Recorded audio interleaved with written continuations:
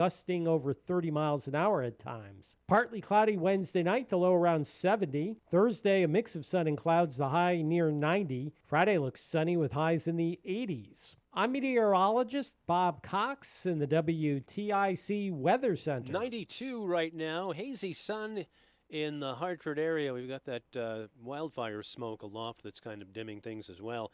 A mixed bag so far on Wall Street today. The Dow down 58, NASDAQ's up 283, and the S&P is ahead 35 points. For these stories and more, go to WTIC.com. I'm John Silva, WTIC 1080 News. Are you a commercial building owner in southern New England? Are you frustrated with your roof services? Contact Eagle Rivet Roof Service today. Our skilled technicians provide tailored roof repair and maintenance programs to maximize your building's lifespan. With 24/7 emergency response and comprehensive service options, we are Greater New England's trusted commercial roofing provider. Visit EagleRivet.com for a complimentary inspection or call 860-953-1231. Protect your investment with Eagle Rivet. Time now for today's Spotlight on Money, sponsored by Ethos. Your retirement plan should include more than money. You also need enough purpose to be able to get up in the morning. Financial planner Tony Orgoric in Buffalo, New York says that's why some people continue to work for years after they become eligible for Medicare and Social Security. But because of the social interactions and the intellectual challenges they've got. In other words, finding your why could be easier than saving money. I'm Rob Hart. If you own a business, you've heard it all. From fast funding to easy approvals, everyone says the same thing. LendSeek is different. We show you what you actually qualify for. LendSeek's AI-enabled platform matches you with funding options with no guesswork. Up to $5 million in as fast as 24 hours. If you've been in business over a year, doing at least $50,000 per month, apply for free with zero out-of-pocket costs and access to over 100 lenders. Start ready, stay ready. Lendseek.com. LENDSEEK.com. When a contractor needed to quickly lock down valuable equipment on site, they called the leader in mobile storage, Eagle Leasing. We delivered a clean, watertight storage container exactly where they needed it. Call 1-800-GET-EAGLE or go to eagleLeasing.com. You see us everywhere. We're Eagle Leasing. When a contractor needed convenient office space on their job site, they called the leader in mobile offices, Eagle Leasing. The next day, we delivered a clean, high-quality office trailer and put it exactly where they needed it. Call 1-800-GET-EAGLE or go to eagleleasing.com. You see us everywhere. We're Eagle Leasing. It's no secret. The world is more expensive. But at Mitchell Auto Group, they have a solution. Mitchell Select. Hand-picked selection of affordable, high-quality pre-owned vehicles. Each one goes through a 150-point inspection, comes with a 12-month warranty. What does that do? It ensures reliability and peace of mind. Affordable, dependable. Mitchell Select has what you need. All you have to do is go to MitchellAutoGroup.com to explore the select inventory. Mitchell Auto Group, where value meets quality. And remember, folks, always drive safely. Finding great candidates to hire can be like, well, trying to find a needle in a haystack. Sure, you can post your job to some job board, but then all you can do is hope the right person comes along. Which is why you should try ZipRecruiter for free at ZipRecruiter.com/free. ZipRecruiter doesn't depend on candidates finding you. It finds them for you.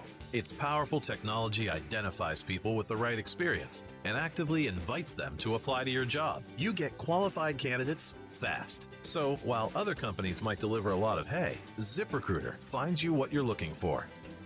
The needle in the haystack. See why 4 out of 5 employers who post a job on ZipRecruiter get a quality candidate within the first day. ZipRecruiter, the smartest way to hire. And right now, you can try ZipRecruiter for free. That's right, free at ZipRecruiter.com/free. That's ZipRecruiter.com/free. ZipRecruiter.com/free. ZipRecruiter.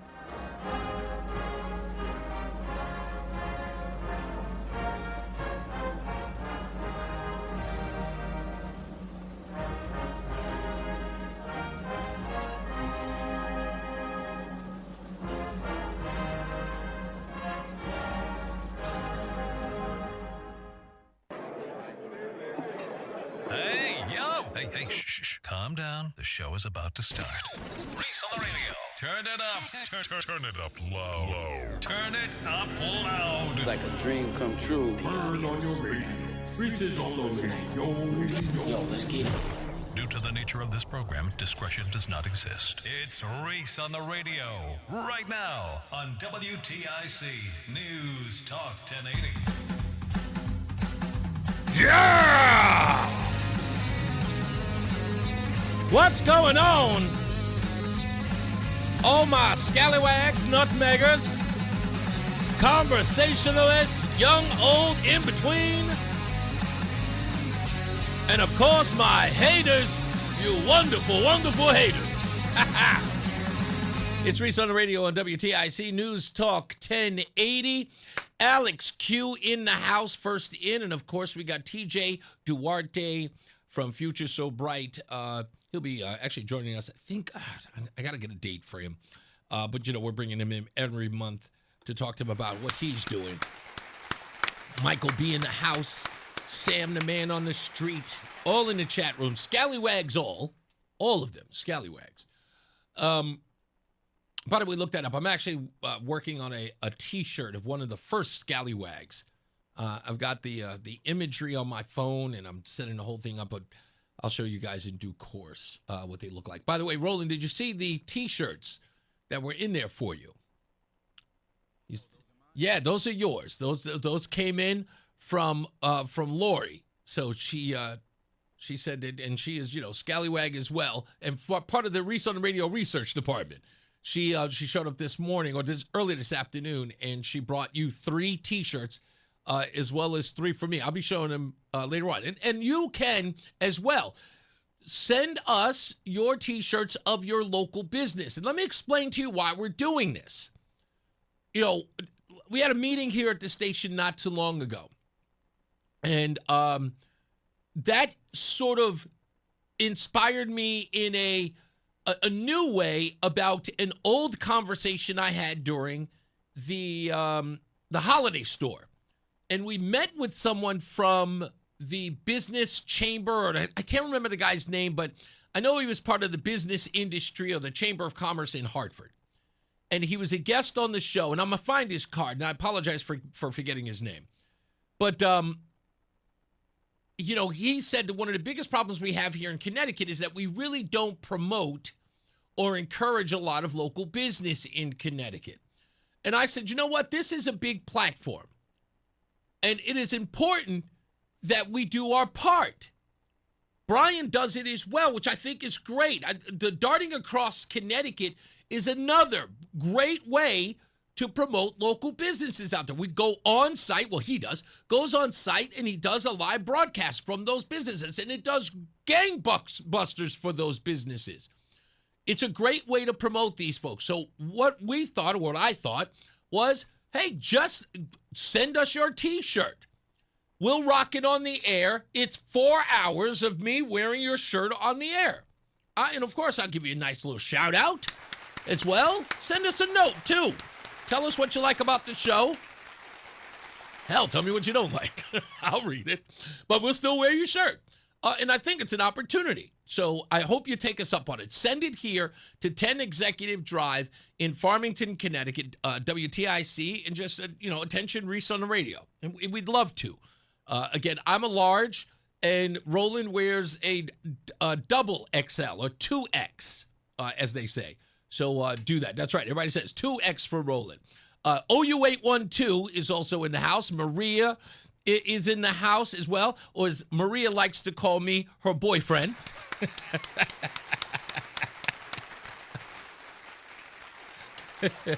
Elaine is in the house. John Beckman all the way out west. Kelly as well, and Carmela, whom we love. Carmela is already incorporated the term garbaggio in her home. Or, as we say in Italian, garbaggio. That's right, garbaggio. I was thinking about this today. There are all of these people from communist or socialist countries that are doing podcasts talking about how the young people do not know what they are asking for when they say they want socialism.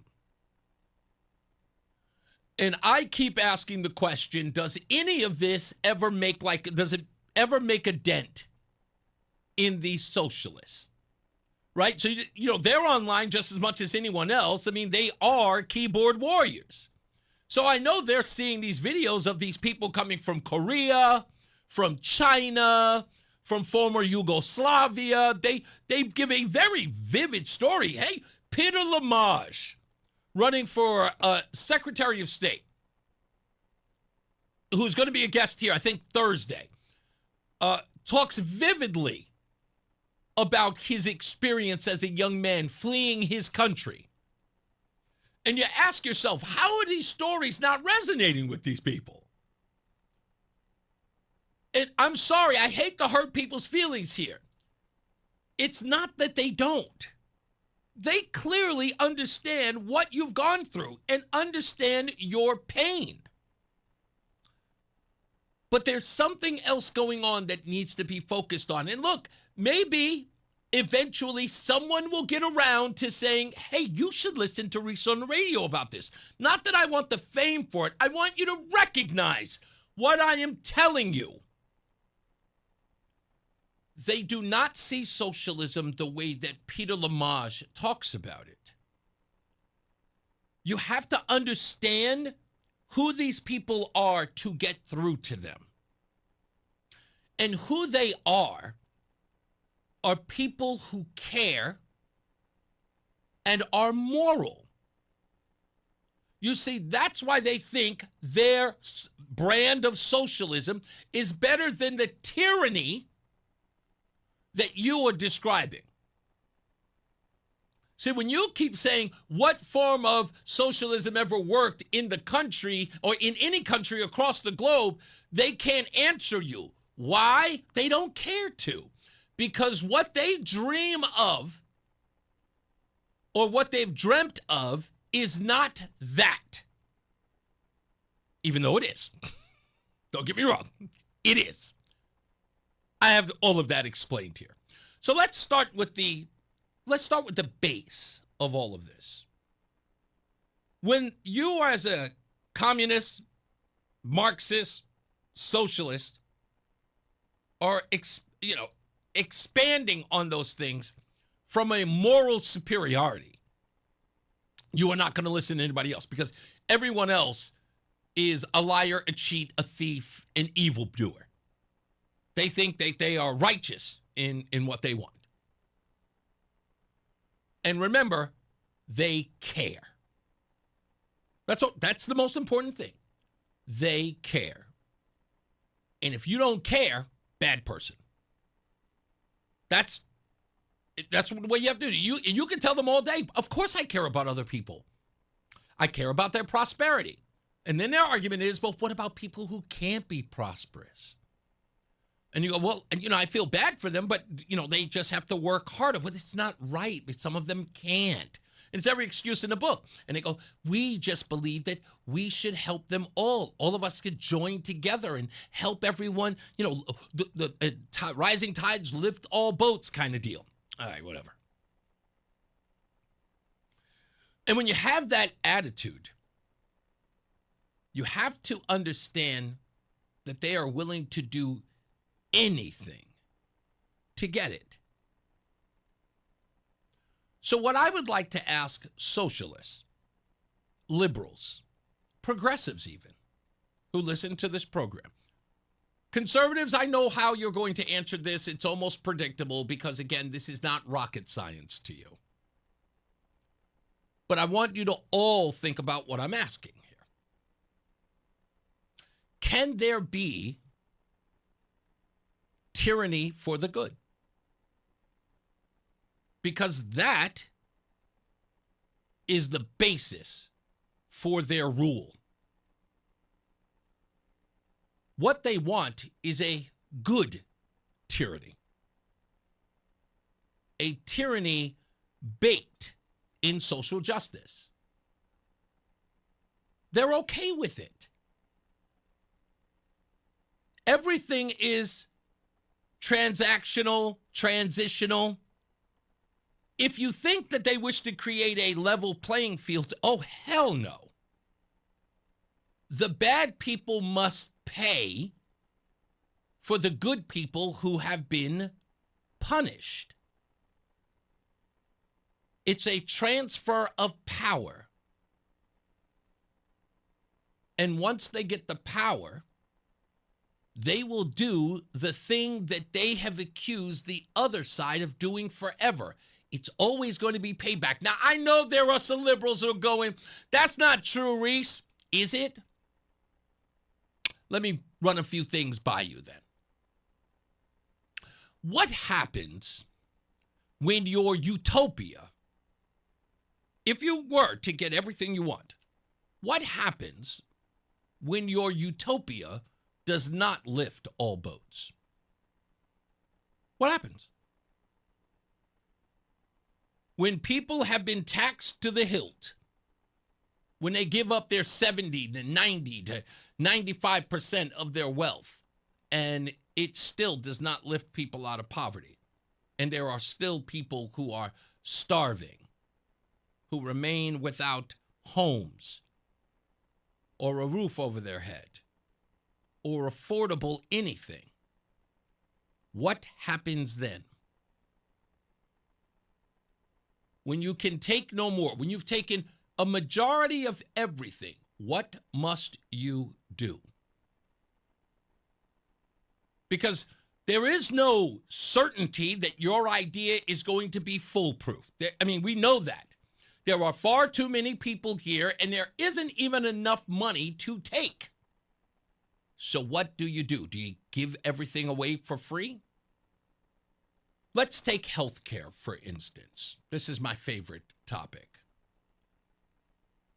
So everyone needs healthcare, and it must be affordable. And it must be subsidized because, again, doctors and nurses and practitioners must be paid. But they can't possibly remain on the same pay scale, can they? That has to be in some way controlled. So, what's going to change that outcome as more people need these healthcare services? Someone must become a slave. They must provide the healthcare for minimal or no cost. Therefore, the practitioner makes little to no money. Because remember, as a doctor, what doctors get paid hundreds of thousands of dollars? Healthcare costs are through the roof because of equipment, technology, medication. All of those things have to be capped somewhere. Remember, you got rid of the capitalist system. Eventually, there must be tyranny for the good. The doctors cannot charge you the thing that they would normally charge you for. So, in essence, they become a slave. Now, it's incremental. Don't get me wrong. It's, spattering here and there. Consuela can't pay her bills at all. She's an illegal. She makes no income. She's on welfare. Everything in her life is subsidized. But she needs surgery. And we are guaranteeing her health care, aren't we? In your utopia. Who's paying for it? And if they are paying for it, how much are they paying for it? In order to really work this out, the doctor can say this surgery costs, let's say, I'm just throwing out a number, $50,000 to get it done. Okay, who's paying for it? You have to get the money somewhere. And once you've run out of the money, again, the health care is still needed. So again, how does the doctor get paid, if at all? Do you cap the amount of money he can charge for said surgery? Or do you now force him to perform the surgery? Because again, he is a healer. Do you force him to give this universal health care for nothing? Why not? That's exactly what you would have to do. Same thing's going to happen to grocery stores, isn't it? Same thing's going to happen to housing. How do you pay for things like maintenance? Let's say you do. Let's take Mamdani's idea where the government takes over all of the housing in New York City. removes the slumlords, as he thinks, the landlords who are making a fortune owning these companies, and now it's owned by the government. Well, somebody can't pay for plumbing. The government's going to have to pay for it because the government has provided it. Sanitation, all of those things. Who's paying for it? How are you paying the workers? No one is no one's creating a revenue stream here to pay for people who are going to maintain said homes. What will happen? You know what will happen. It'll look like a project. Urine-filled hallways. Right? What about maintenance on elevators? What about maintenance on the building? These things will absolutely wane. Companies will just say, hey, man, I'm not getting paid enough to do this. I can't maintain a business. And as those businesses fade out, it'll be 1, 2, maybe 3, government-owned businesses to do those, and they'll be scattered all over the city. The waiting list to get those repairs done will be years. And people will continue to live in squalor. Again, tyranny for the good.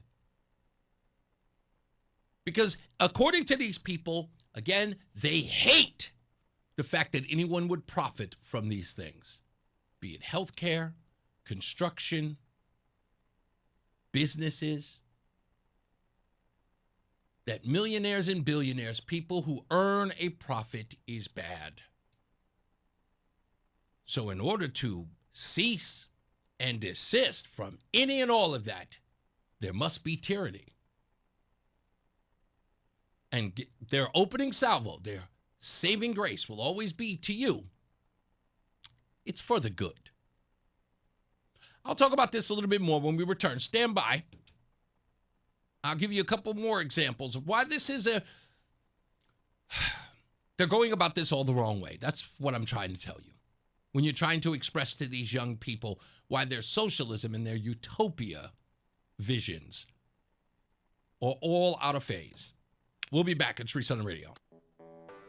When you're hiring, have you ever felt like you're missing out on meeting truly great candidates for your roles? It seems impossible to find them, but they have to be out there somewhere, right? Well, they're not hard to find when you know where to go, and that place is ZipRecruiter. And right now, you can try ZipRecruiter for free at ZipRecruiter.com/radio. ZipRecruiter helps 10 million people with their job search every day. And because these people are actively looking for jobs just like yours, it's easy to find the right person right away. In fact, 4 out of 5 employers who post on ZipRecruiter get a quality candidate within the first day. But if you're not using ZipRecruiter, you're missing out. So see what it's like when the impossible is easy. When you go to ZipRecruiter.com/radio right now to try ZipRecruiter for free. Once again, that's ZipRecruiter.com/radio. ZipRecruiter.com/radio. Never miss out on great candidates with ZipRecruiter. Security is huge for us. That's Pete Sweeney, Director of Operations at United Tool and Die Company in West Hartford. We have requirements that we need to meet, and TAB provides us with the tools necessary to make sure that we're compliant. Pete's confident in his security because he has an ASP, Actual Service Provider, TAB Computer Systems. TAB provides our users with a monthly security awareness training where they receive an email for a certain particular topic, and those results are recorded and stored so we can show proof that we are taking part in this security awareness training. Pete switched to TAB because his previous MSP's inflated yearly contract was killing his budget. As an ASP, TAB provides Pete with a higher level of service at a lower cost with no monthly contract. I would 100% recommend TAB. Call TAB at 1-888-TAB-4-HELP, 1-888-TAB-4-HELP, or visit tabinc.com. Technologies advancing business. TAB Computer Systems. Hi, I'm Jerry Puya from Between Rounds Bakery Sandwich Cafe. Jalapeno bacon cream cheese is back. If you like it hot and spicy, then get here soon. We feel this is about as authentic as you can get. We start by whipping up 30-pound blocks of Kraft Philadelphia cream cheese. Yes, the good stuff. Then we mix in real chopped jalapeno peppers, add real chopped up bacon, not bacon bits, and blend well. I guess you can say we whip it. We whip Keep it good. Put this on your favorite bagel, or if you dare, on our jalapeno cheddar bagel. But like I said, it's hot. Between rounds disclaimer. Due to how hot and spicy this is, we recommend you ask for a sample first. Between Rounds Bakery Sandwich Cafe, with locations in Vernon, Manchester, South Windsor, East Windsor, and Tolland. We'd love to see you. Visit BetweenRoundsBagels.com for franchise information and to order online. Savory, flavory, bagel, deli, and bakery. Between rounds. Between rounds. Between rounds. Between rounds. Tastes so good. Between rounds. And now, a WTIC news update. It's 2:30. Good afternoon. I'm John Silva, WTIC 1080 News. Bob Cox will have the forecast details coming up. Waterbury police have released additional details on a double fatal shooting at a city night spot earlier this month. They say some type of altercation broke out inside LA 42 back on July 5th. Trayvon Dunbar and Zanaya Dawkins were killed. Now, 17-year-olds Tiandre Weaver of West Hartford and Dorian Glenn of New Britain are facing murder and other charges. Their bonds are $3 million each. A rarity in Washington today. A pair of U.S. Supreme Court justices testified before Congress to discuss the $230 million security budget for the High Court. Justice Amy Coney Barrett says she's received death threats to the point she's been given a bulletproof vest. Many of us, me included, have received threatening anonymous deliveries designed to intimidate and harass us. Justice Elena Kagan says security ramped up when the court overturned Roe v. Wade. When personal threats increased following the Dobbs leak, we expanded our residential security and threat assessment activities. Similarly, as online attacks grew in number and sophistication, we requested additional cybersecurity resources. 2 men are under arrest after Southington police say they were riding mopeds recklessly in town, causing traffic disturbances. Incident occurred on July 9th. They say 20-year-old Jacob Ramos of Meriden and 22-year-old Carlos Ramos of Bristol were weaving around vehicles, including a Hunter's ambulance at Meriden Ave and Main Street. They used a drone to track the two suspects. They arrested Jacob Ramos. They found him to be in possession of a BB gun that resembled a Glock, also a handgun, or actually a flare gun that was made to look like a regular handgun. Both are facing weapons and reckless driving charges, bonds set at $100,000 apiece. President Trump backing off his vow, that is, to slap tolls on ships in the Strait of Hormuz. This as tensions continue between Iran and the U.S. Karen Travers is at the White House. President Trump is now backing off his threat to push for a 20% toll on cargo moving through the Strait of Hormuz in exchange for helping ships get through, instead claiming on social media that the U.S. would now have new investment and trade deals with Gulf allies. The reversal comes a day after the president said there would be a 20% toll on ships in exchange for safe passage, but he didn't explain how that would work. The president again claimed the Strait of Hormuz was open to all shipping traffic, despite Iran's claims that it had closed it. Karen Travers, ABC News, the White House. WTIC News time 2:33. Here's Bob with the forecast. A heat advisory in effect across the state this afternoon, right into the day tomorrow. Temperatures reaching the low to mid 90s with the heat index pushing up toward 100. We'll have a southwest wind at 10 to 20 miles per hour, and the sky has a hazy or milky appearance due to high clouds and smoke aloft today. Partly cloudy and muggy tonight, uncomfortable, lows dropping into the 70s eventually. We'll see hazy sun mixing with clouds Wednesday. A lot of wildfire smoke in the air tomorrow, some of that down near the surface even. There's the slight chance for a shower or thunderstorm Wednesday. It'll be breezy, highs 90 to 95. That's a northwest wind at 10 to 20, gusting to 30 miles an hour or more, and that should bring in lower humidity by the mid to late afternoon and evening. Wednesday night's partly cloudy, low near 70. A mix of sun and clouds Thursday, the high near 90, and Friday sunny with highs in the 80s. I'm meteorologist Bob Cox in the WTIC Weather Center. All right, checking the markets. The Dow is down 14, the NASDAQ's up 285, and the S&P's up 35 points. I'm John Silva, WTIC 1080 News. Join us this Sunday for Tumalo Financial, your go-to for retirement planning and taxes. Tune in to the father-son duo from 7 a.m. to 8 a.m. or catch replay from 5 to 6 p.m. Tumalo Financial, retirement planning with integrity on WTIC News Talk 1080. If the amazing regenerative treatments at QC Kinetics provided relief for former pro football player Bobby Carpenter, Imagine the potential for your aching joints. So my knee had been bothering me for a while. I played football for a number of years. I looked at, talking to some doctors when I need to potentially have surgery. And I decided, hey, let's check out QC Kinetics. I go in there and they look at the knee. Hey, here's the program that we can put you through. That treatment takes your body's own healing properties and concentrates them at the root of the pain.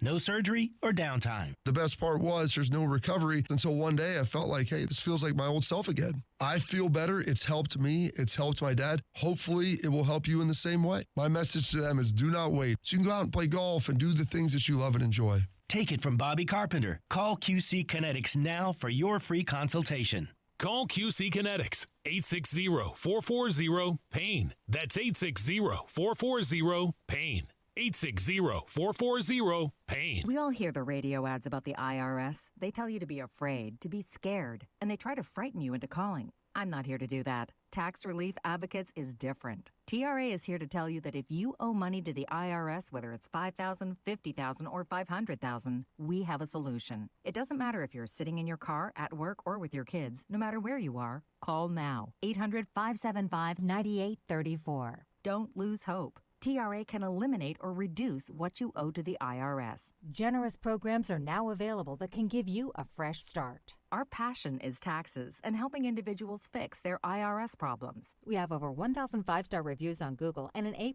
with the Better Business Bureau. You don't need to be afraid of the IRS any longer. End your tax nightmare today by visiting us online at TRA.com or call 800-575-9834. That's 800-575-9834. Tax Relief Advocates. Real solutions for real people. From the FIFA World Cup to competitive business environments, grand ambitions lead to game-changing achievements. At Bank of America, we're there to support businesses at every step, providing insights and expertise to help you gain an edge. He shoots, he scores! What would you like the power to do? Explore winning business solutions at BofA.com/gamechangers. Bank of America, official bank of the FIFA World Cup 2026. I know that hiring can be challenging. You need someone to match your role perfectly. Well, now you can meet them fast on ZipRecruiter. Build your team, build it sooner. Meet your match on ZipRecruiter. Just head to ZipRecruiter.com/free right now to try it for free. That's ZipRecruiter.com/free. Meet your match on ZipRecruiter. Try it free. Hi, I'm Joe with SimpleSaleUSA.com, and I buy houses cash. If you own a house and want to sell it fast at a fair price, call me at 203-896-4000. I can pay cash and close in as little as 7 days. I buy houses in any condition, any price range, and more importantly, anywhere in Connecticut. I'm a private real estate investor who buys several houses a month, and I want to buy more. I buy inherited houses, divorce houses, behind in payment houses. I even buy my tenant won't pay me the rent houses. Do you own a house that is trash and needs thousands of dollars in repairs? Great, because I love buying junk houses. I buy vacant houses, abandoned houses, condemned houses, and even foreclosure houses. If you own a house and want to sell it fast, call me at 203-896-4000. That's 203-896-4000. 203-896-4000. Fan of WTIC? Then do us a favor. Download the free Odyssey app and favorite WTIC. We're back. Reese on the radio. Luke Bronin, Barbara Fair on the program today. Former mayor of Hartford, Luke Bronin, will be on the program at 4 o'clock, sitting right across from me there. And Barbara Fair, who has been the foremost frontline individual on getting the release of the J. Allen Jones tape from out of the hands and the clutches of William Tong, will be here on the program at 5 o'clock. We'll talk to her about the frustration she has with those who are usually in the protest space, who have given her no help in all of this, in getting justice for J. Allen Jones. It's literally been a blip on the radar in most cases.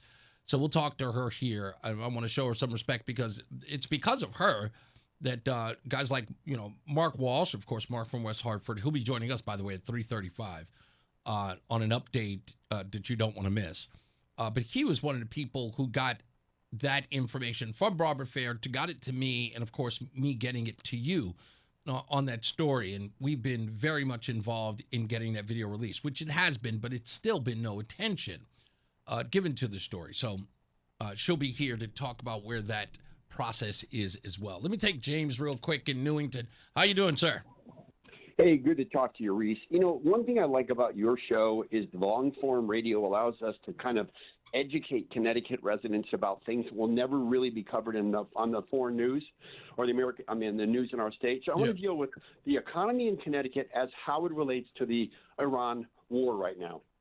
Most people do not understand, because they don't talk about it, that Iran is in a partnership, an alliance with China and Russia. Mm-hmm. And both of them do not want this war to end.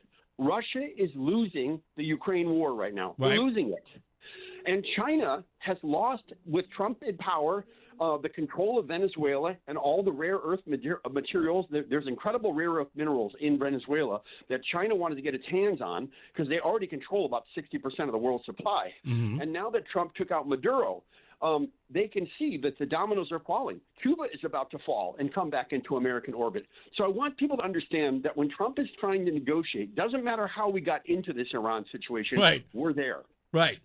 And you know, it's a good point to make in all of this because, as you just pointed out, the news media only wants the headline structure of the entire story. Oh, we're back in war with Iran again. But not understanding there is a geopolitical lane that all of this flows through. And as you just pointed out, the China people, in fact, when I had Gordon Chang on the program, he pointed out that I was 100% right. And of course, because I listened to Gordon Chang, he knows that what Iran was and is, if there's anything, they are the pit bull to Russia and China. Yes, they're a vassal state. Yes. Almost all their oil is being sold to China. Mm-hmm. And the other thing that this is important, like you're 100% there. We all know that gentleman you just talked about is an absolute genius about U.S.-China interactions in terms of our long-term foreign policy. But this is also why people do not understand that every time Trump thinks he has a deal, Iran launches a couple of missiles. Right. It is because they want Trump to lose the Republican majority in the House of Representatives. Exactly. They know that the Democrats have no plan of anything except to impeach President Trump for a third time and have him wasting his time fighting them instead of fighting for America. Such a good point that, again, people not recognizing or understanding. As I said, do you remember when I said this, James, a long time ago? In fact, I've said it so many times, people are probably sick of it. Khalid Sheikh Mohammed was being interrogated by one of the Black Ops guys, and he tells it on 60 Minutes, is that this guy understood that when he was being waterboarded, he told the guy who was waterboarding him that your American liberal media will hate you for what you've done to me. And the guy was saying, well, that's insane. You're the architect of 9/11. He goes, no, mark my words. And boy, was he right. Because that's the whole idea, is that they understand America so much that they hold out these things because they are waiting for America to do what it always does, capitulate to the terrorists. Yes, and now here's the last part about the economy in Connecticut and why our 2 Democratic senators and our 5 representatives fighting against Trump actively are stopping middle-class jobs from coming to our wonderful state.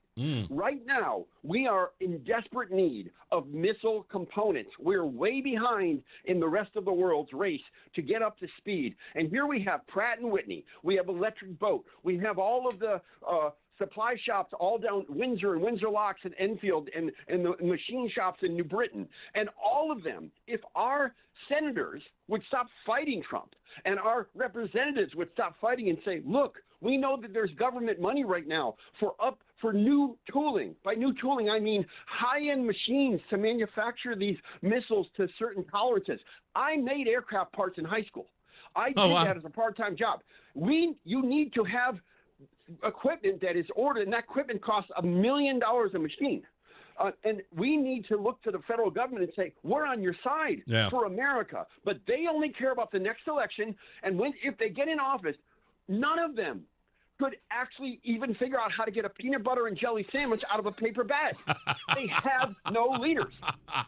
100% right. James, thank you. I Thank you, appreciate Reese. all of it. You got it, buddy. Oh, I appreciate him saying all of that. That's great stuff. So I want to finish up with this thing that I was talking about in the opening monologue, right? So the tyranny of good. And that's, again, the crazy part of this monologue is that when you have someone who believes what they're doing is for the greater good, what are they willing to do it? Now, you've already got a group of people who hate everything. They have no moral compass, right? It's interesting to watch these people who believe they are righteous and at the same time can mock the death of Charlie Kirk or more recently, Lindsey Graham. They can mock those deaths because those people are evil and then say everyone else is good and that's who they're looking out for. And your, I guess, pushback to that is evil because you dare question their morality. If you don't want to feed the poor, you're evil. Well, I do want to feed the poor. I feed them all the time. But yeah, you don't want to feed all the poor. Then it becomes this argument about what kind of poor you want to feed. You want to feed the Christian poor because you're a Christian nationalist. You probably don't care about the poor blacks. What? I care about the poor. Now we're breaking them into subsets or yes, of course. Now, what you're willing to do, think about that kind of hatred for groups of people because you don't agree with them, the kind of hatred they would have. Ask yourself if you believe they are willing to let you slide after they take over. Someone has to be punished because, again, you will never go willingly. That's the whole point. And as I expressed yesterday about control, you have to look at all these things that use the word control. You guys think that it's a joke when these guys use the word control. I take it for exactly what it means. Control means controlling you. Not the gun, not the health care, not the anything. It's control of you. And soon, there'll be things like food control. We control who gets food. We'll control who makes money. We'll control who makes a profit. You don't think, by the way, you don't think that's what they want. What do you think taxing millionaires and billionaires is? That's controlling how much money you make, right? Isn't it? How's it not? When they tell you that they don't believe that there should be billionaires, okay, what does that mean? I don't believe that a person should be allowed to make this much money. Okay, well, how do you cap that? That means that someone has to control it. And if you're in charge, you get to tell people how much they're allowed to make. How is that not tyranny? But it's tyranny for the good. That's their excuse for all of it. New York State socialist tax pushes millionaires out, leaving Mayor Mamdani and the DSA in a funding bind. A Citizens Budget Commission report shows that New York's share of all U.S. millionaires, those earning more than $1 million a year, dropped from 12.7% in 2010 to 8.7%. This is a steeper decline than any other state. In more recent years, the state's highest earners have been leaving at a faster rate than its lowest earners. This creates a direct problem for Zoran Mamdani and the Democrat Socialists of America. Their political message centers on attacking millionaires and billionaires for squeezing working people. Yet their agenda requires those same high earners to pay significantly higher taxes to bankroll new social programs. Now I ask, if the answer is to leave New York City and the progressives or the socialists or the communists or the Marxists seek to control it all, you're not going to be allowed to move anywhere. The more you move and the more that they spread, tyranny comes with them. Soon you'll be able to go nowhere. That's the plan. You'll have to leave the country. And I want to understand it from all the progressives, from all the socialists, from all the Marxists and all the communists. I want to know, what exactly are you saying? Is it tyranny? And how can it not be? Isn't that the end goal? I mean, again, just explain it to me. I think I know better, and I think I've nailed this. That's okay. You know what? We'll ask Luke Bronin when he gets here. He's a tax the rich guy. We'll ask him.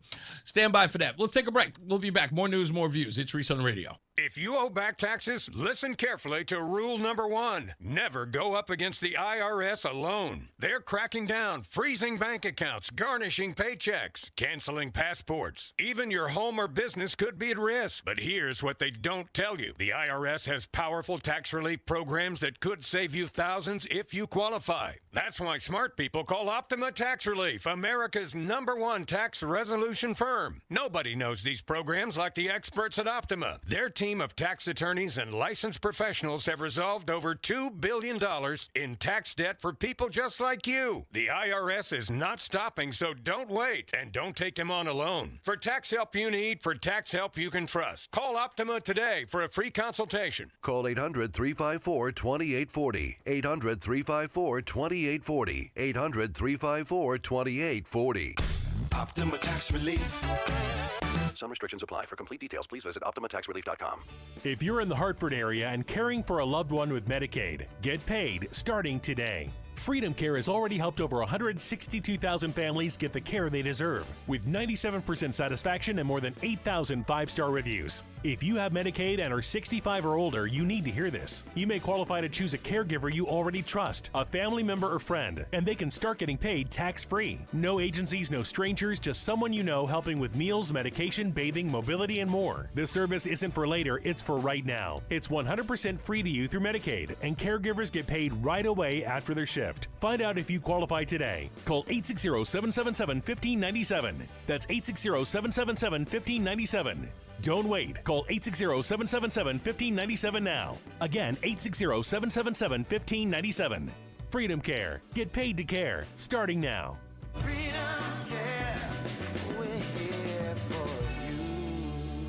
My name is Whitney Allen, and I'm a widow. My husband, Ryan, died. We never thought we'd ever have to use life insurance, but the unexpected happened. With Ethos, signing up was fast and 100% online. You can get a quote in seconds, apply in minutes, and get same-day coverage. No medical exams, and you can get up to $3 million worth of coverage. I'm grateful we were prepared. Get your free quote at ethos.com/radio. That's ethos.com/radio. Paid spokesperson. Time spent on application may vary. Online health questions required. Are you having trouble hearing? Hearing loss can devastate the quality of your life. Now, there's an affordable fix for you or your loved one. Rated the best hearing aids of 2026 by Forbes Health, Audion Hearing has the highest quality hearing aids at the lowest prices, starting at just $98 a pair. I actually like them better than my old $5,000 hearing aid. I could not believe how my hearing and life changed. Join over 1 million happy customers by going to audionhearing.com. That's AUDIEN hearing.com. It's Reese on the Radio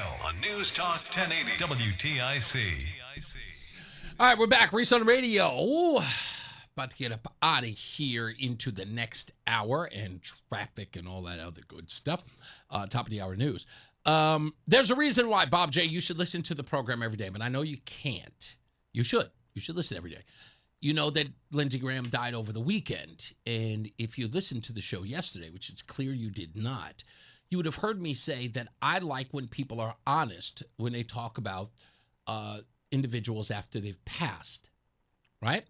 So I said people who were saying that Lindsey Graham was, the lion of the Senate, like Cory Booker was talking about how he's a hero of the Senate. And I just said, come on, dude, you said horrible things about him. You're not even honest.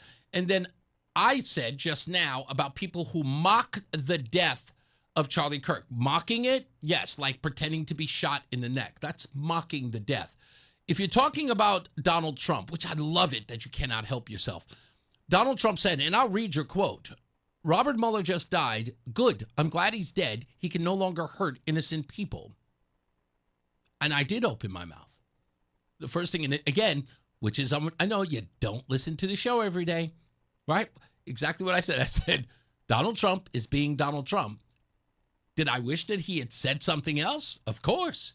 But he felt that Robert Mueller was personally trying to charge the man with treason, which is as a result of that would be death. So his animus towards Robert Mueller was personal. Personal. What would you say about somebody who tried to destroy your life after they died? We're talking about people saying something about Charlie Kirk, and they had absolutely no direct contact with him. Donald Trump had a personal animus to Robert Mueller, a guy who tried to destroy his life. So spare me.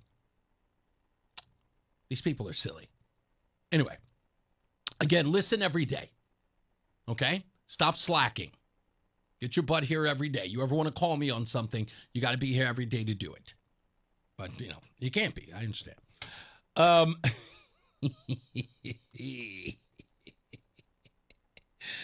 Anyway, what was I going to say? Let me see. Oh, I got a message I want to read this real quick. Bronin, difficult question. Ask him about this. Okay, I may look into this, Ruddy. Let me get a chance to read that. By the way, Ruddy is talking about Luke Bronin being on the program. Former mayor of Hartford is going to be here on the program. We'll talk to him about his tenure in Hartford as the mayor, also his run against John Larson, about why he believes he should be the next representative in the place of John Larson, and a whole bunch of other stuff. He has some things on his website that I want to ask him about in particular. In fact, I'll read it because I know they're listening, so maybe I'll give them a little heads up on the question. It says a note from Luke. It reads, our country is in crisis. We're witnessing unprecedented corruption, abuse of power, and an all-out assault on our Constitution. Our government isn't working, and for too long, most Americans have felt like our country isn't working either. They're right. We need to defeat Trump and the MAGA movement, but being against Trump isn't enough. We need to put forward a clear agenda and deliver. Here are some of my thoughts and priorities from combating corruption and bringing down costs. So we'll talk to him about that note when he arrives. But I've got some deeper questions about something he's been very vocal on, and that is ICE, especially with the recent shooting involving ICE, where an ICE officer allegedly was rammed by a car. I just heard a report, or at least I saw on Fox, that the ICE is now telling ICE agents to tamper down pulling over vehicles. In essence, stop accosting people in vehicles because it may deem more dangerous. And I think that's, it's an interesting thing. James said something that was very telling in what we're seeing in our body politic is that these people are willing to put their lives at risk for the PR that comes with being shot. I mean, you think about that, right? So what does the media do when ICE officers have to use deadly force from people who are using deadly force on them? The media turns the story into ICE agent shoots a person on the street during one of their exercises, and the story becomes about ICE agent bad, not about what dangers they were under. Very much like the whole, Palestinian-Israeli conflict. They launch a missile from a school. Israel targets the school because the missile launcher's there, and they blew up the school. Can you believe it? Yeah. And that's the only thing you hear. This is kind of the same tactic. It's used everywhere. Anyway, it's like Saul Alinsky's rule for radicals. Anyway, top of the hour coming up. When we return, I want to talk about CNBC and its efforts to help Democrats win the midterm elections with got to be the most bogus list that they've ever come up with. And after that, Mark Walsh reports on a story you got to hear when we return. It's Reese on the radio. This is WTIC News Talk 1080 with Brian and Company in the morning, Reese on the radio in the afternoon, and news around the clock. WTIC and WTIC FM HD2 Hartford and Odyssey Station. 92 degrees at 3 o'clock. I'm Dave Mager, WTIC 1080 News. Heat advisory in effect, and the governor has activated the extreme hot weather protocol. Call 211 for information on how to cool off. Mid-90s this afternoon, mid-70s for a low tonight. Upper 90s tomorrow with a possible thunderstorm in the afternoon. Waterbury police are now naming two 17-year-olds charged with murder in the early July 5th double shooting outside a nightclub. They are DeAndre Weaver of West Hartford and Dorian Glenn of New Britain. Police Chief Fred Spagnuolo says it started with a fight inside the club, LA 42. There was some sort of altercation that broke out inside the club. The circumstances surrounding that altercation are still open, and we're still trying to understand them. At some point, the suspects and several people exited the club. The suspects retrieved weapons and fired upon the crowd. 22-year-old Trayvon Dunbar and 18-year-old Zania Dawkins were fatally shot. Both juveniles face 2 counts of murder plus weapons charges. They're being held on $3 million bond. Hundreds are protesting in Maine over the ICE killing of a Colombian man in Biddeford yesterday. Driver Johann Sebastian Guerrero was shot in his car in front of his 3-year-old daughter. Homeland Security says a federal agent fired, quote, fearing for public safety as the vehicle attempted to flee. Todd Chretien is a protest organizer. They executed Johann Sebastian Guerrero in the streets of Biddeford in front of his 3-year-old daughter. We knew that was going to happen, but it doesn't change the fact that it breaks our hearts. Trump administration officials have now told ICE to suspend most vehicle stops after the shootings in Maine and earlier in Houston. The U.S. is launching additional strikes on Iran ahead of a threatened blockade in the Strait of Hormuz, according to a U.S. official. Meantime, the president is backing off a plan to slap tolls on ships in the Strait. President Trump is now backing off his threat to push for a 20% toll on cargo moving through the Strait of Hormuz in exchange for helping ships get through, instead claiming on social media that the U.S. would now have new investment and trade deals with Gulf allies. The reversal comes a day after the president said there would be a 20% toll on ships in exchange for safe passage, but he didn't explain how that would work. The president again claimed the Strait of Hormuz was open to all shipping traffic, despite Iran's claims that it had closed it. Karen Travers, ABC News, the White House. President Trump will use a nationally broadcast speech Thursday to expand on conspiracy theories about the 2020 election, which he lost. It doesn't get bigger, because without free and fair elections, you don't have a country. We'll be discussing other things, too. He's ordered the declassification of evidence he'll argue contradicts the determination of U.S. intelligence, the courts, and its first-team Justice Department that there was no evidence of fraud. Trump is reportedly focused on Georgia, where he asked the Secretary of State to find votes for him. Former top U.S. cybersecurity official Chris Krebs, a lifelong Republican and Trump appointee, spoke to 60 Minutes back in 2020. Georgia has machines that tabulate the vote. They then held a hand recount, and the outcome was consistent with the machine vote. And that tells you what? That tells you that there was no manipulation of the vote on the machine count side. And so that pretty thoroughly, in my opinion, debunks some of these sensational claims out there that I've called nonsense and a hoax, that there is some hacking of these election vendors and their software and their systems across the country. It's nonsense. Writer E. Jean Carroll has now collected more than $5.6 million awarded in her sex abuse and defamation lawsuit against President Trump. It's the $5 million jury award plus interest. It was held in escrow since the 2023 verdict. The Supreme Court refused to take up the case, but Trump's lawyers promised to keep appealing. The government says inflation in June was at 3.5% over last year, less than the 3.9 projected. Oil prices dropped in June when it looked like the war in Iran might end. Oil prices back up by about 2% today. On Wall Street, the Dow up 7 points, S&P climbing 31, the NASDAQ up 250 points. And we check the WTIC forecast. We have a little bit of Canadian wildfire smoke in the air late this afternoon and tonight, otherwise mainly clear, the low 77. Dangerous heat tomorrow with a high of 95. There will be smoke from Canadian wildfires that will reduce the air quality, so it will be more apparent in the sky tomorrow, and those who suffer from lung disease may notice it and want to stay out of the hot weather with the reduced air quality. There could be a thunderstorm late tomorrow as well with a high of 95. The clouds break tomorrow night down to 67. Partly sunny, the high 91 Thursday. Mostly sunny, 87 on Friday. This is meteorologist Chad Merrill in the WTIC Weather Center. 92 degrees now. It feels like 101. World Cup semis, France and Spain just getting started. Baseball's All-Star game tonight, 8 o'clock in Philadelphia. And the WNBA, the Connecticut Sun, beat Portland 90-87. For more, check out WTIC.com. I'm Dave Mager, WTIC 1080 News. Life unfolds in ways you can never quite expect. A divorce, a death in the family, a personal injury. Each time you are left searching for someone new to trust. But what if you had a full-service law firm that knows you and a firm that can represent all your legal needs? With BPS Lawyers, you get more than a lawyer. You get a full-service law firm. Visit bpslawyers.com. BPS Lawyers, your lawyers for life. Proud full-service law partner of Yukon Athletics. Nick Payne-Dearis is responsible for the content of this ad.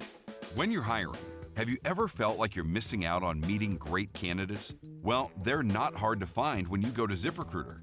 ZipRecruiter helps 10 million people with their job search every day. People who are actively looking for jobs like yours. So it's easy to find the right person fast. 4 out of 5 employers who post on ZipRecruiter get a quality candidate within the first day. Try ZipRecruiter for free at ZipRecruiter.com/radio. That's ZipRecruiter.com/radio. If you have unfiled taxes or are in debt to the IRS, this is important news. Did you know the IRS has programs specifically designed to help people struggling with tax debt? Powerful tax assistance programs that can save you thousands if you qualify. No one knows these programs better than the experts at Optima Tax Relief, America's most trusted tax resolution firm, A-rated by the Better Business Bureau. Their award-winning tax attorneys and licensed professionals have resolved over $3 billion of tax debt for their clients. One call to Optima can start the process, helping to put an end to your worries about wage garnishment, asset seizure, and other aggressive IRS actions. Find the best options to solve your tax problems. Call the experts at Optima Tax Relief today for a free consultation. Call 800-568-6533. 800-568-6533. 800-568-6533. Optima Tax Relief. Some restrictions apply. For complete details, please visit OptimaTaxRelief.com. Reese on the radio, making sense of the news. Yeah, even when it makes no sense at all. Now on WTIC News Talk 1080. There we go. Couldn't even hear myself. Anyway, we're back. Reese on the radio, News Talk 1080. And Mark Walsh coming up real soon. Of course, did you know him as Mark from West Hartford? On X, he will be here for Mark Walsh Reports. And he has some very disturbing information with regards to Sayo, the immigrant who was detained by ICE and then returned to his family in West Hartford. Mark's been doing some digging on the restaurant in West Hartford, and he'll have that report for you in short order. See what I just did there? Anyway. So, desperation is out there, folks. And the desperation is palpable from Democrats in and around the country. And that's because they know they have lost their way. I told you after the 2024 election that Democrats are going to have to make a decision. Are they going to moderate, in essence, come more to the center, or go full bore to the left? Well, you have your answer. Just today, we had Johanna Hayes talking about colonialism on the House floor. We had another a representative talking about how DEI is important in our medical fields. Yeah, diversity, equity, and inclusion. We're still having that debate. Apparently so. Right? Even after the 2024 election. Now, of course, they're embracing socialism, Marxism, communism, even in some cases. They're talking about the removal of ICE agents, the Senate, even the president. They wished for black and indigenous people to tell the rest of us how we should live. I kid you not. I kid you not. But with all of those things, they know that the Democrat Party is kind of run out its welcome because it doesn't know what it is. It's like the Democrat Party is so unidentifiable. It is like asking you what a woman is to a Democrat. They don't seem to know who they are. And they will do things like, oh, we're a big tent party. We're this, we're that, we're everything. Master of, what is it? I forget what, darn it. Why am I forgetting the darn term? A jack of all trades, a master of none. That's it. They can be anything and everything all at the same time, even if those things contradict themselves. They don't care. They don't care. There's no rhyme or reason. I've said this often enough, and people, again, have poo-pooed it. Democrats are the party of anarchy. And that's, in essence, what they want, is anarchy. If there are no rules but theirs, right? And what are their rules? Anything goes. Right? You want to be a man and you want to go to a women's space? Yeah, go in a woman's space. If you want to be a man and you want to play in, you don't get enough trophies as a boy in soccer. Pretend to be a girl and you'll get all the money. And you'll play in the women's leagues and you win them all. It's anarchy. Up is down, down is up. Do they care? No. So with all of that, knowing that, by the way, there is no favorability of any of this nonsense in the mainstream, right? All of this stuff is whack job, crazy, nutso stuff. You have publications doing what can only be described as moronic. CNBC put a 2026 America Top States for Business study. They put this out. And the results will make you laugh. CNBC released its annual America's Top States for Business on July 11th. In the quality of life portion, and the 10 worst states were all red states. Tennessee ranked dead last, followed by Texas, Indiana, Louisiana, Georgia, Utah, Missouri, Alabama, Oklahoma, and Arkansas. The network scores quality of life on crime rates, air quality, healthcare, childcare costs, and availability, plus state laws on inclusiveness and reproductive rights. This year, the category was weighted at 11.6% of the overall score. That's up from about 10% previously. The U.S. Census Bureau data shows that several of the same states gaining population, Texas, added more than 67,000 residents in the most recent period measured, while Tennessee gained over 42,000 people. Critics quickly pointed out the contrast with population losses in some high-tax progressive areas. In some quality of life rankings, Connecticut finished 5th nationally with an A- grade. The state earned strong marks on having the 3rd lowest violent crime rate and the lowest illicit opioid use in the country, and high rates of dental visits. Air quality was cited as a weakness. Yeah, in Connecticut, folks. The analysis, the CNBC list is not a neutral measurement of livability. It bakes progressive policy preferences directly into the quality of life score through the inclusiveness and reproductive rights factors.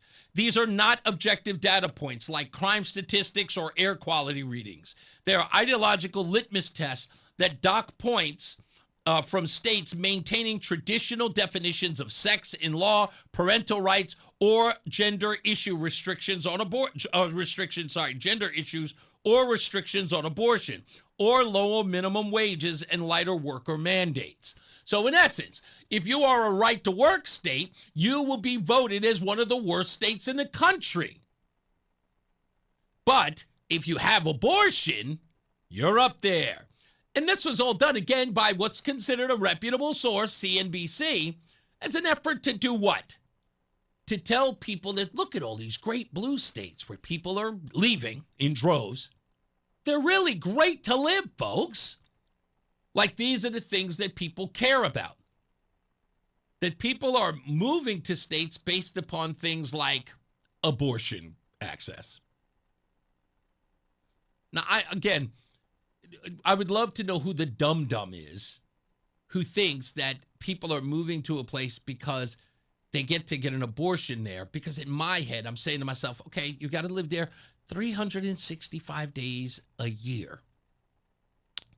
How many abortions do you need access to? Come on.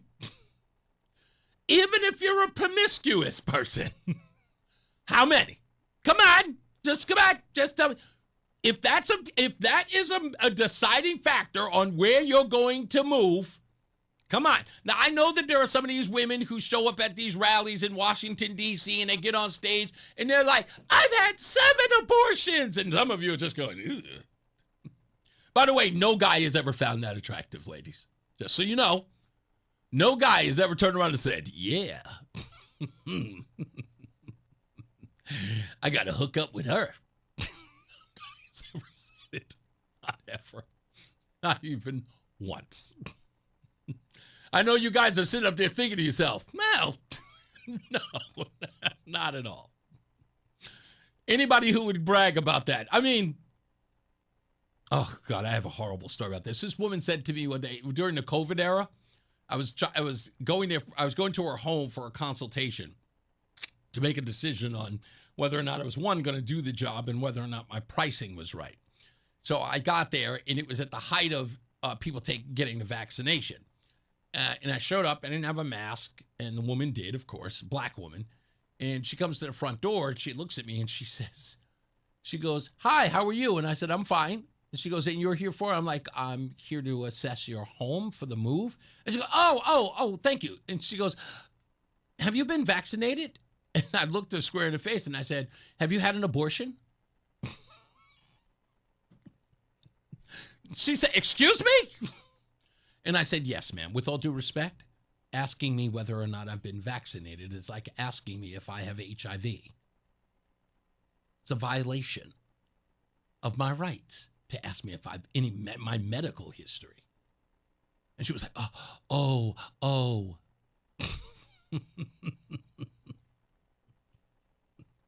It's a cruel thing to do, but I didn't care. But we did get the job. I will. I did get the job. Sometimes you just got to be honest. Don't compromise your principles for work. Don't do that, especially if you're on your own business. Don't compromise your principles. I will give her props, though, because she did get me in the end. She did not tip.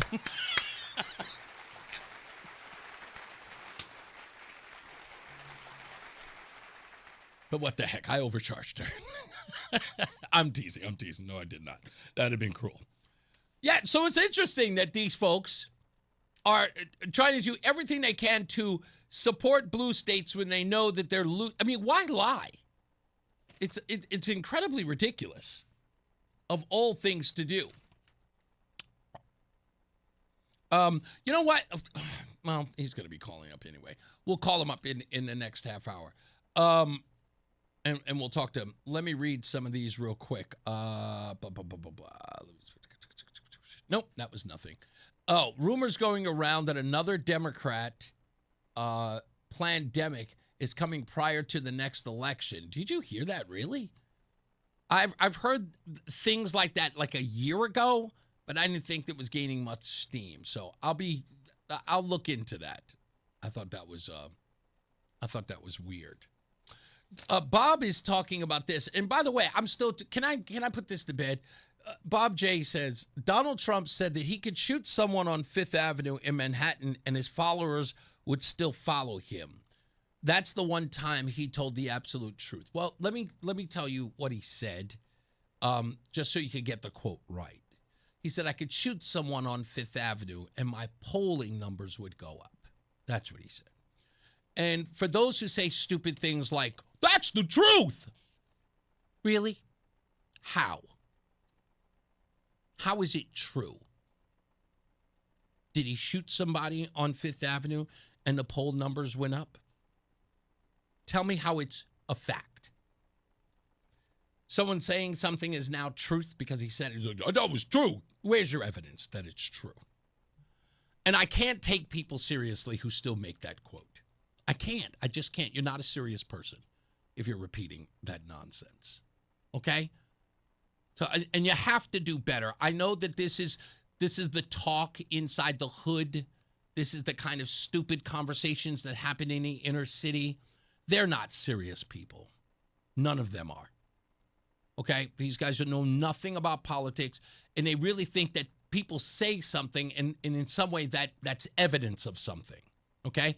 I could say tomorrow I will shoot a rainbow out of my butt. Okay? That doesn't mean that, whoa, we're still waiting, Reese. You have to prove it now. Anyone who actually wants to hold me to that ridiculous statement, okay, just stop. Seriously, I can't take you seriously. It's the most, it's infantile, childish, and I don't know. I can't stop. I used to make fun of it, but now it's annoying. It just is. So please stop repeating it. You know what he meant.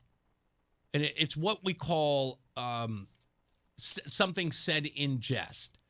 What the point he was trying to suggest was he was so amazed by his polling numbers going up that they were unstoppable, that he could do something so reprehensible as shoot someone in the street and they would go up. He was giving an analogy in saying so.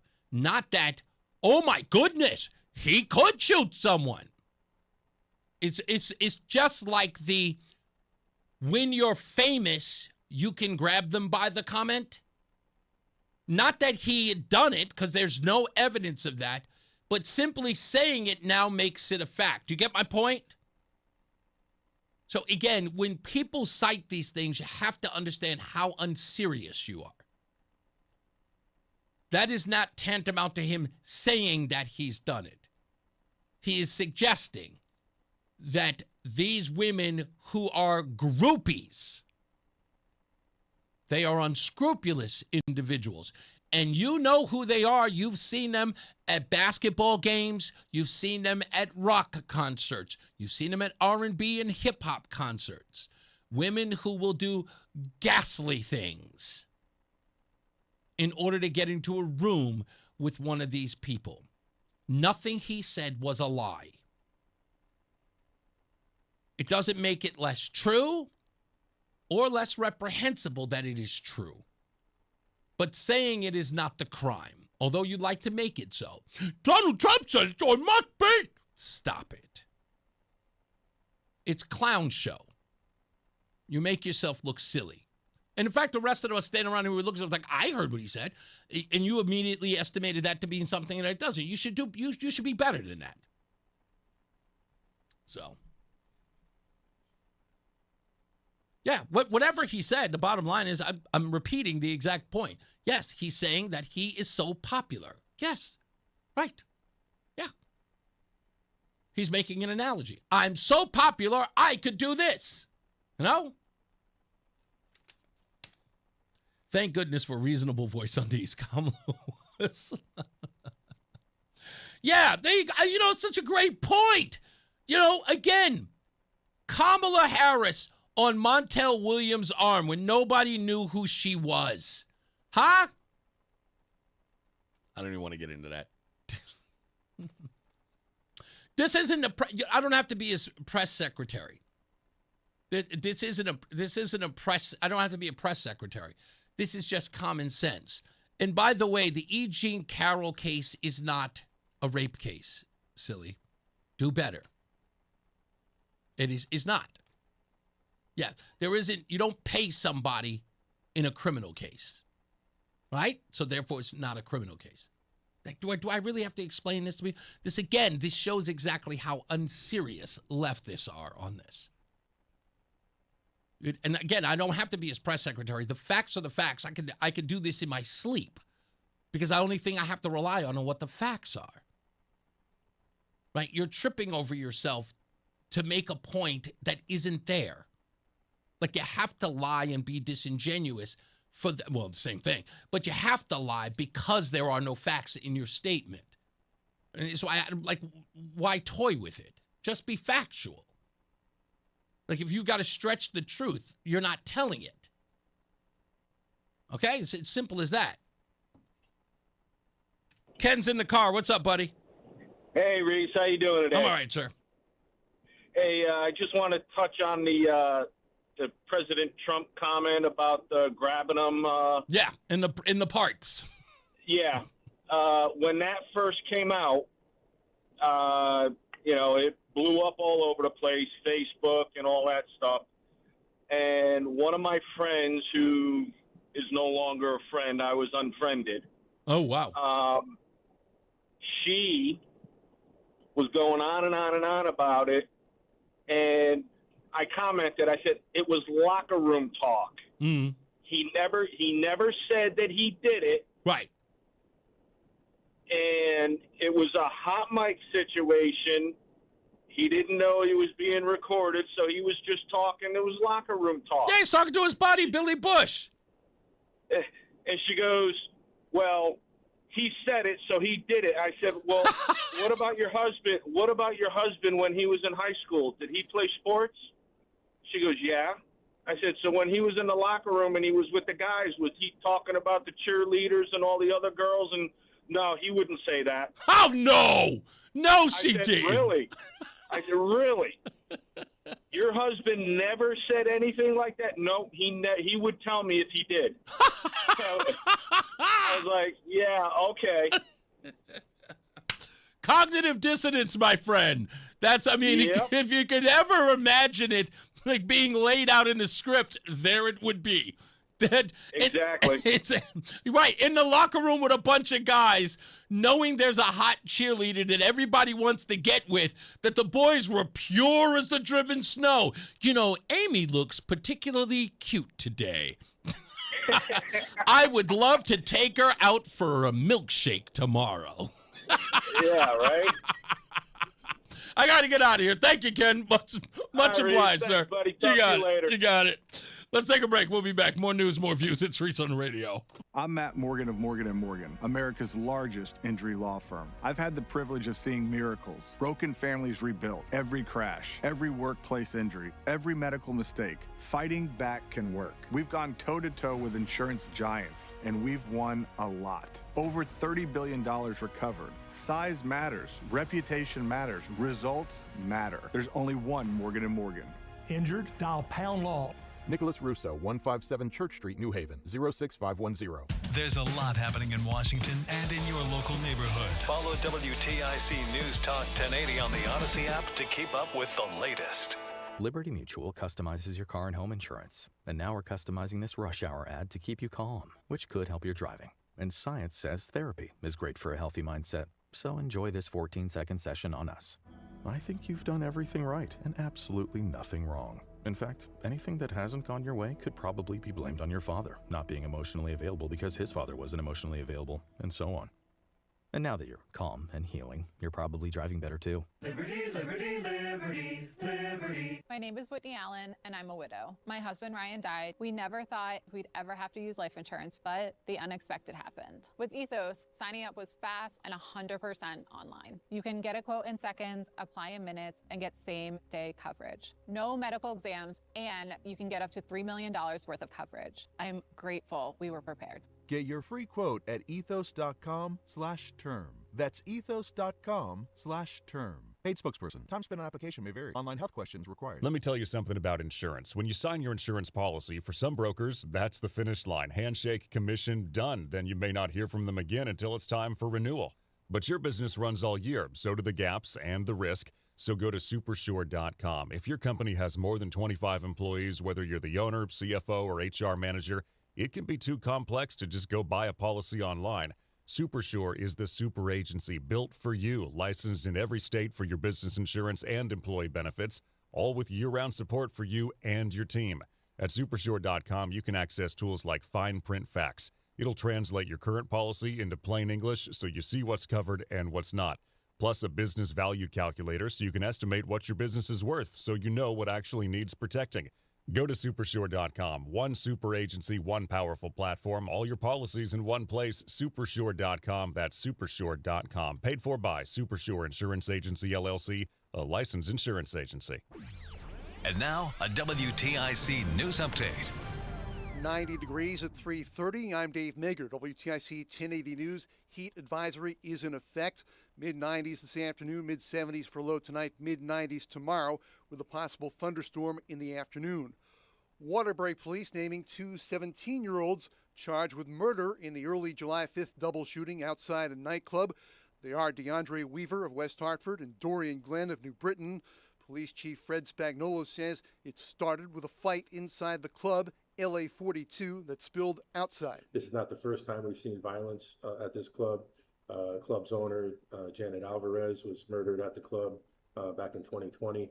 We are pleased now that the club will be closed for a while and we can kind of stabilize that neighborhood. 22-year-old Trayvon Dunbar and 18-year-old Zanaya Dawkins were fatally shot. Both juveniles face 2 counts of murder plus weapons charges. They're being held on $3 million bond. The U.S. launching additional strikes on Iran ahead of a threatened blockade in the Strait of Hormuz, according to a U.S. official.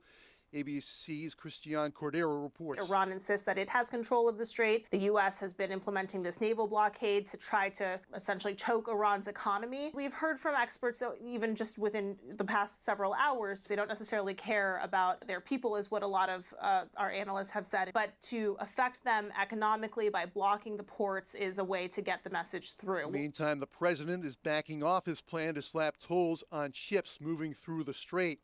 Supreme Court Justice Amy Coney Barrett tells lawmakers a sharp increase in threats against the court is encroaching members' personal and family lives. Barrett and Justice Elena Kagan testified to Congress. They're seeking millions to enhance security. Judges nationwide have faced increased violence and intimidation, including a fake swatting call to Barrett's home in May.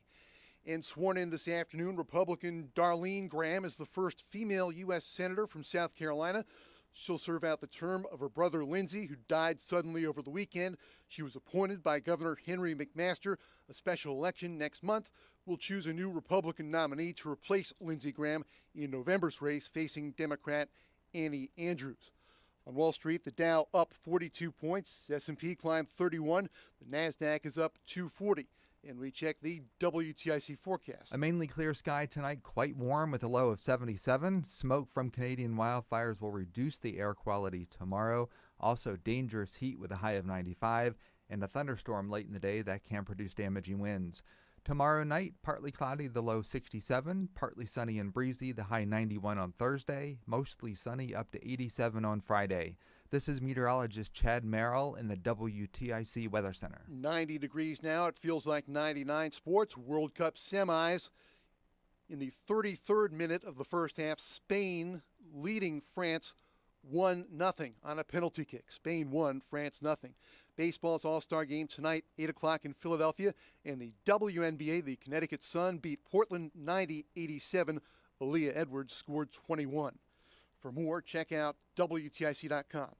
I'm Dave Maker, WTIC 1080 News. At a huge law firm, does your case feel lost? And at a small firm, they might not have the muscle to truly fight for you. At BPS Lawyers, we're small enough to give your case the personal attention it deserves, yet large enough with the resources and expertise to get the job done right every time. BPS Lawyers, your lawyers for life. Glastonbury, Hartford, Essex, East Hampton, New Hartford, and Simsbury. Visit bpslawyers.com or call 860-CALL-BPS. Nick Payne-Dearest is responsible for the content of this ad. And now, a no-frills ad brought to you by Progressive Insurance. Here it is. You could save big when you bundle your home and auto with Progressive. That's it. See? Just a good old-fashioned, straightforward ad. See if you could save at Progressive.com. Hey there, it's Jill Schlesinger. I'm launching a new show. It's called Money Moves, and your money is going to move. We're going to help you make better financial decisions. We're going to call out the BS you're finding all over social media. We're going to give you actionable guidance to make your financial life clearer, less stressful. We're going to answer your financial questions and take the mystery out of your financial life. Follow and listen to Money Moves with Jill Schlesinger wherever you get your podcasts. Does your morning start the same way every day? You wake up, walk into the bathroom, look into the mirror, and think, wow, this bathroom really needs an update. Then it's time to visit Modern Plumbing Supply. Our 8,000 square foot showroom is filled with hundreds of beautiful faucets, sinks, vanities, toilets, and so much more. Update your bathroom with Modern Plumbing Supply. And the only thing you'll have to worry about when you look in the mirror is your hair. Modern Plumbing Supply showroom on the Berlin Turnpike in Berlin. Great design with you in mind. Modern Plumbing Supply.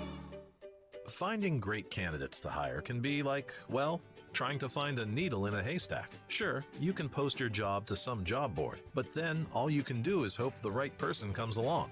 Which is why you should try ZipRecruiter for free at ZipRecruiter.com/free. ZipRecruiter doesn't depend on candidates finding you. It finds them for you. Its powerful technology identifies people with the right experience and actively invites them to apply to your job. You get qualified candidates fast. So while other companies might deliver a lot of hay, ZipRecruiter finds you what you're looking for.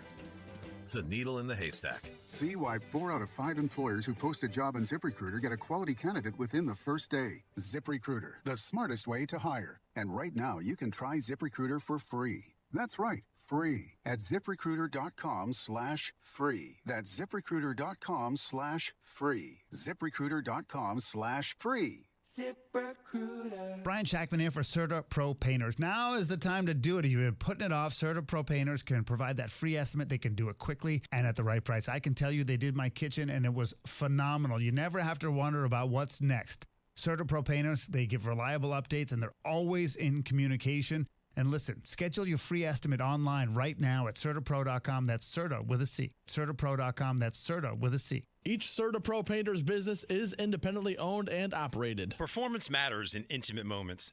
Don't let ED ruin them. This is Dale for Northeast Men's Health, and I want to assure you that if you're like the vast majority of guys, you don't have to suffer with ED anymore. In fact, you might be pleasantly surprised at how the right treatments could positively impact your love life. At Northeast Men's Health, our advanced medical therapies go far beyond pills. We have treatments that are effective in well over 90% of cases, and we offer specific and combination therapies that can dramatically enhance both your performance and your stamina. You could even last up to an hour or more and bring a far greater level of intimacy to both you and to the one you love, perhaps performing like you haven't in years. So call us today and find out why our advanced treatment strategies offer so much more. Your first visit is just $99 and gets you blood work, a medical consult, and if medically advised, a test dose. And if that test dose doesn't work in the office, your visit is free. Call 800-930-5956 or go to northeastmenshealth.com. That's northeastmenshealth.com. Northeast Men's Health, advanced medical science to empower male performance. Attention, have you racked up $10,000 or more in credit card debt? Are you barely getting by making minimum payments? With credit card debt reaching all-time highs, National Debt Relief is notifying consumers about significant debt relief options currently being made available to help those with overwhelming credit card debt. These options may reduce a large portion of credit card debt for those who qualify. You don't need to declare bankruptcy or take out a consolidation loan, and you may only have to pay back a fraction of what you owe, even if you have bad credit. National Debt Relief has already reduced the credit card debt for more than 550,000 consumers, so don't wait. If you owe $10,000, $20,000, or even $100,000 in credit card debt, you can now take advantage of this financial debt relief as the cost of living continues to skyrocket. To check what debt reduction you may qualify for, call 800-358-6868. That's 800-358-6868. Again, 800-358-6868. Spider-Man, Spider-Man. Hey, he's your friendly neighborhood Reese on the radio. right now on News Talk 1080 WTIC. All right, back and live, and as promised, our good friend Mark Walsh from Mark Walsh Reports, Mark from West Hartford on X. Make sure you follow him. He is a very, I would say, dogged reporter on the streets and a part of the Reese on the Radio program. What are you doing, buddy? Oh, man. I literally, while I was on hold, I wasn't looking at dates. I got to tell your audience, you know this. I never talked about it because for what? I sustained a really bad concussion in December. Right. And things that I would have normally caught, like immediately, sometimes it takes me 2-3 days, hours, months, weeks. I just found out. So here's what I did. If you could set it up. So in West Hartford, ICE came into town on June 20th, and they arrested, his name is Saeed Sisunjanina. I think I'm saying it right. Yeah. He owns Portobello Restaurant on Park Road, right next to Plan B. And they came in, they arrested him. Remember, we went to the press conference asking, like, what was his crime? Nobody seemed to know. So now, you know, I wanted to do a deep dive because I'm thinking, like, okay, you're here for 30 years, you weren't doing the right thing, and now you own a restaurant. You're doing the right thing there. So, you know, I'm starting out simple. Like I said, deep dive. I just thought I was putting my toe in the water. So on July 7th, I put in an FOI request from what's called, we have our own regional health district, the Bloomfield West Hartford Health District. And I requested all the health inspections on the restaurant. I just found out. So I want to read off some of the things they found, but more importantly, I just looked at the dates. I put the request in on July 7th. Yeah. The third one they did. So they did 23, 24. They didn't inspect them last year at 25. And the 2026 date that they inspected his restaurant was 2 days after I put in the FOI request. Whoa. So on the 9th, somehow they went in there. Now, you would think he was arrested in June of on the 20th, that at least the 26th, you would have found things like, hey, they got eyes on me, right? Wouldn't you think so? Right. Like, I'm going to make sure this restaurant's spick and span. Well, this is the pillar of the community. Now, hold on. This is a very important part. I want to make sure that we set this up. We're talking about Sayo. Sayo is the person that made all of this news, this show, myself, Mark, what's his name? Jonathan. Gino was there. Jonathan DeBarros. We all showed Adam 12. We all showed up at this press conference to talk to Senator Richard Blumenthal and John Larson, who got in a back and forth with me about ICE and this whole bit. And what Mark decided to do was to go into, because as they were promoting this guy, Sayo, that he was a pillar of the community, someone that we could all, I guess, aspire to be as an immigrant in this country. So Mark said, I got to find out on another angle, what are the conditions of these of this restaurant, a pillar of the community? And what he found, go on. So now here's, for those of you who don't understand or ever seen compliance in the health report. So they have all the notions there. So I'm just going to give you two that you need to know. And this is, when I read them to you, they are both. So there's something called just simply out. And out means out of compliance. Okay. Sort of like, say, I'll be in here in America, right? He's out of compliance. So then the other one is a repeat violation. Right. So when I read these to you from 2023, 24 again, now I just caught it. I'm going to ask what 2025 was and why it took them 2 days after I put the request in to do 26. So so I combine them because I don't want people to get lost in the weeds. Okay. All three of the years, 23, 24, now 26, all have these things in this little restaurant. For those of you who want to go there, support them, I get it. Oh, yeah, he's great. The food's great, everything. I went there once. I told you it's nothing personal against what they did, arresting him. The place stunk. It was awful. It was terrible food. So listen to some of the things. And I'm surprised that they weren't shut down for some of them. So, again, out of compliance. We have food separate, they're not, the food wasn't separated and protected properly. Ooh. Contact surfaces not cleaned and sanitized or in good condition. Food was not properly dated, which is always important, right? Well, you got to know what you're putting out. utensils properly stored. Physical facilities aren't clean. Now we're going to get into the big ones. This is what will get people sick. Mussels were opening in the coolers. They were spoiled. Now, an Italian restaurant, a mussel appetizer is very popular. Very. So to have mussels opening, who knows? Now, we've got uncovered food in the walk-in, vegetables and fish, literally uncovered.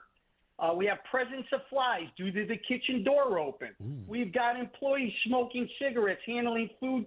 They go out, they have a cigarette, who knows what else they're touching, they come and they start cooking again. We have, which, now, it doesn't seem like a big deal, but I kind of know restaurants a little bit. Yeah. A dirty can opener is really bad. Yeah, that's bad. You've got to clean a can opener, along with they had residue on a slicer blade. Now, let me tell you, that residue, if you're not cleaning slicers, that's a real big one. Now here, dented cans of if you like pina coladas, Reese, yeah, dented cans of pineapple juice with visible rust. So you can imagine. I mean, who knows how old they are? What? But here's the bad ones, and I will. Wait a minute. What do you mean? Here are the bad ones. These aren't the bad ones.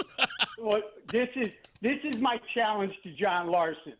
To go in there today, although it's probably going to be one of the cleanest ice coolers they ever had.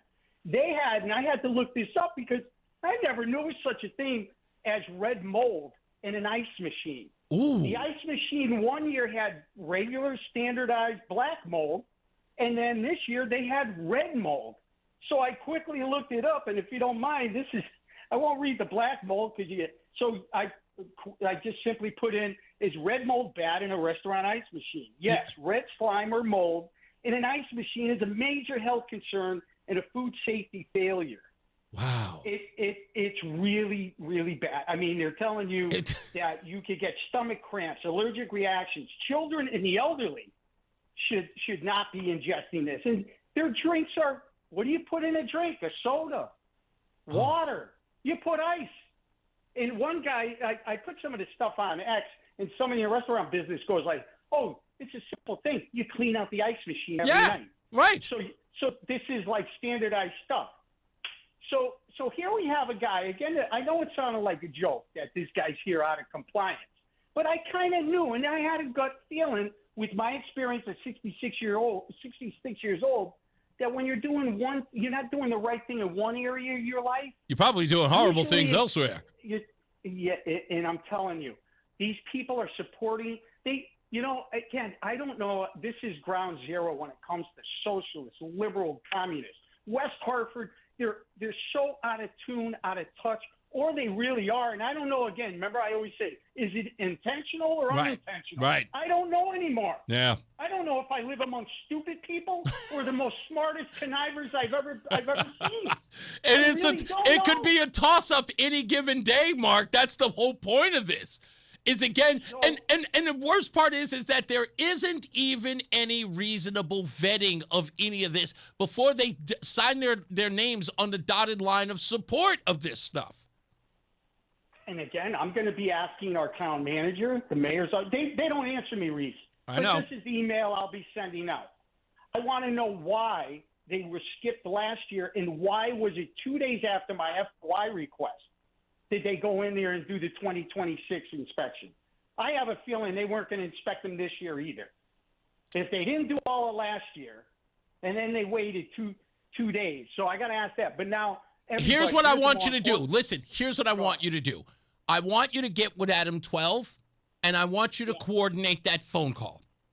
I want you both on that phone call to get them answers. And the objective is this, right? Because this is a very important thing. This is a health issue in the community of West Hartford.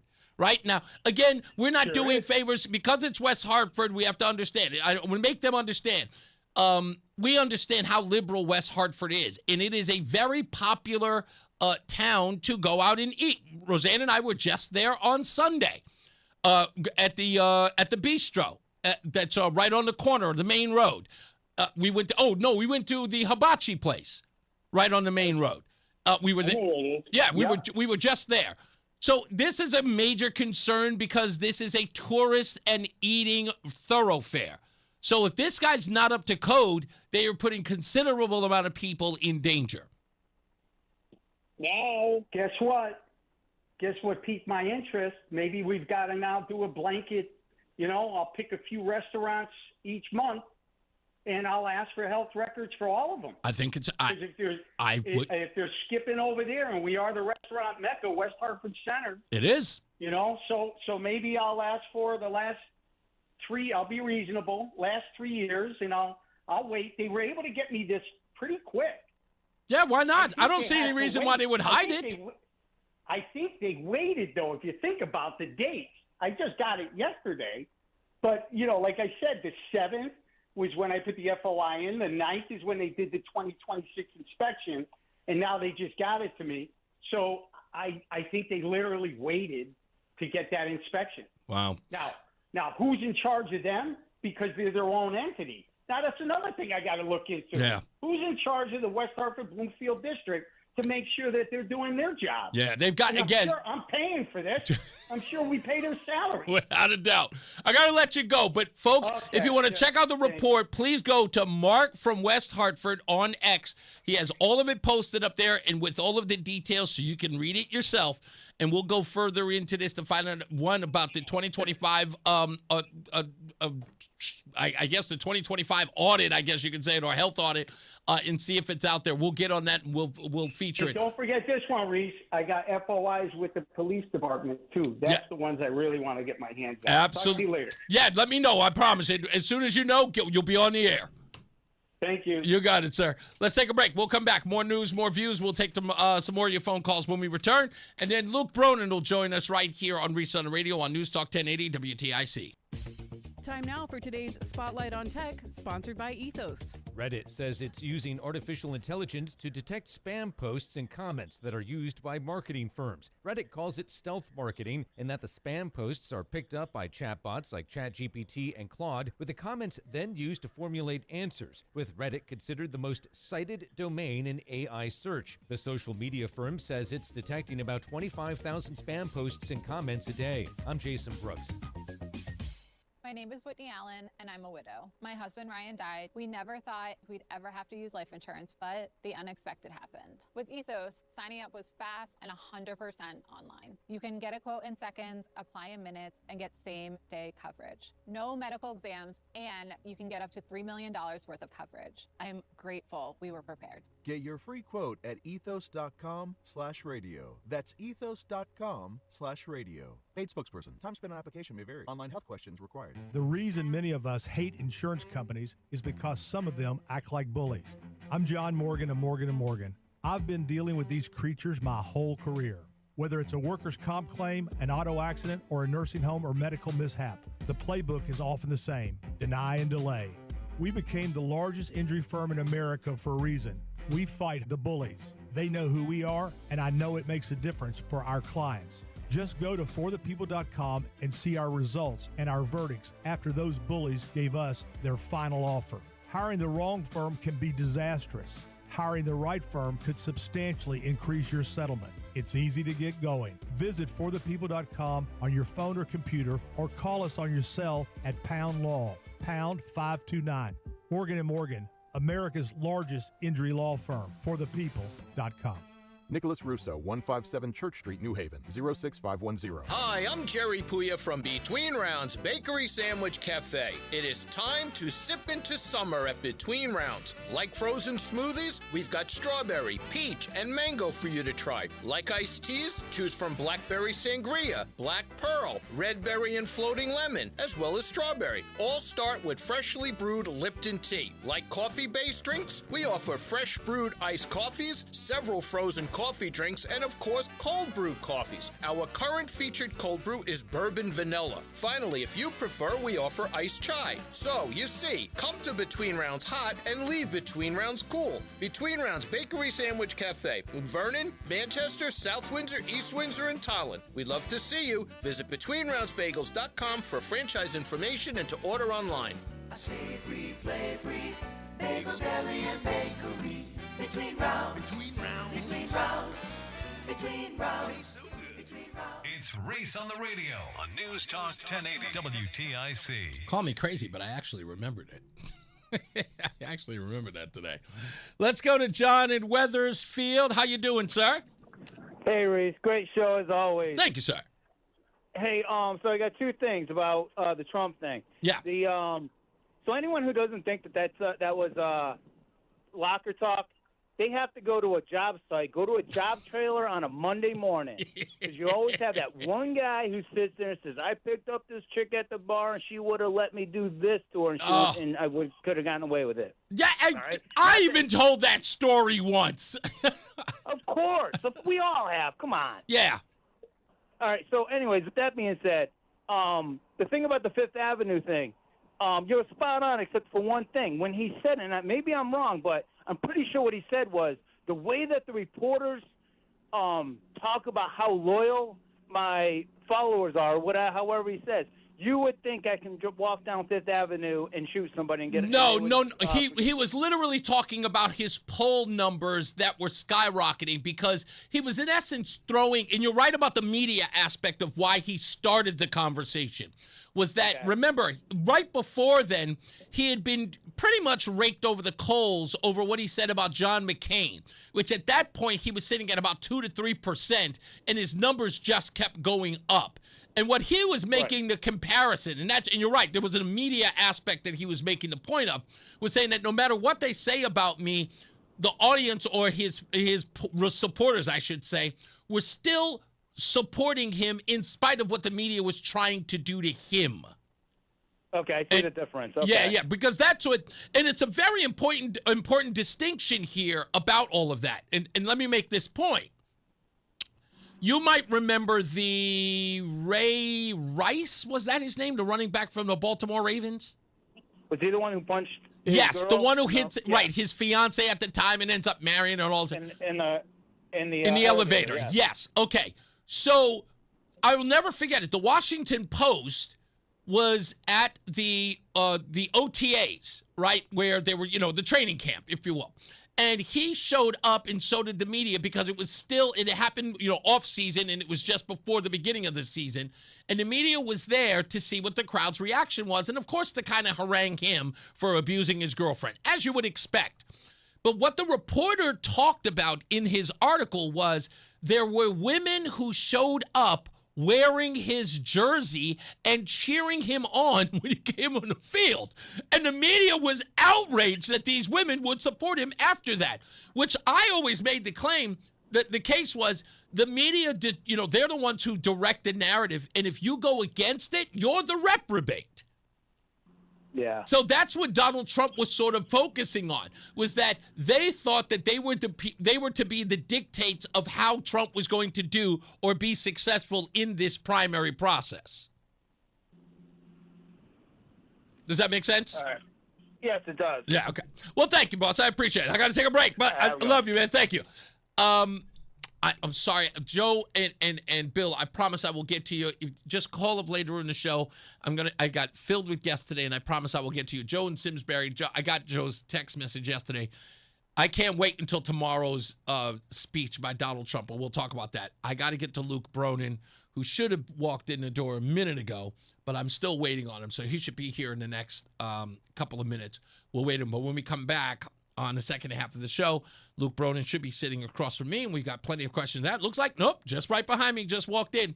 We'll get to that, so stand by. Let's get a first check of weather and traffic. Mark Christopher is out, so we've got Tom O'Hanlon filling in. He's in the BPS Lawyers Traffic Center.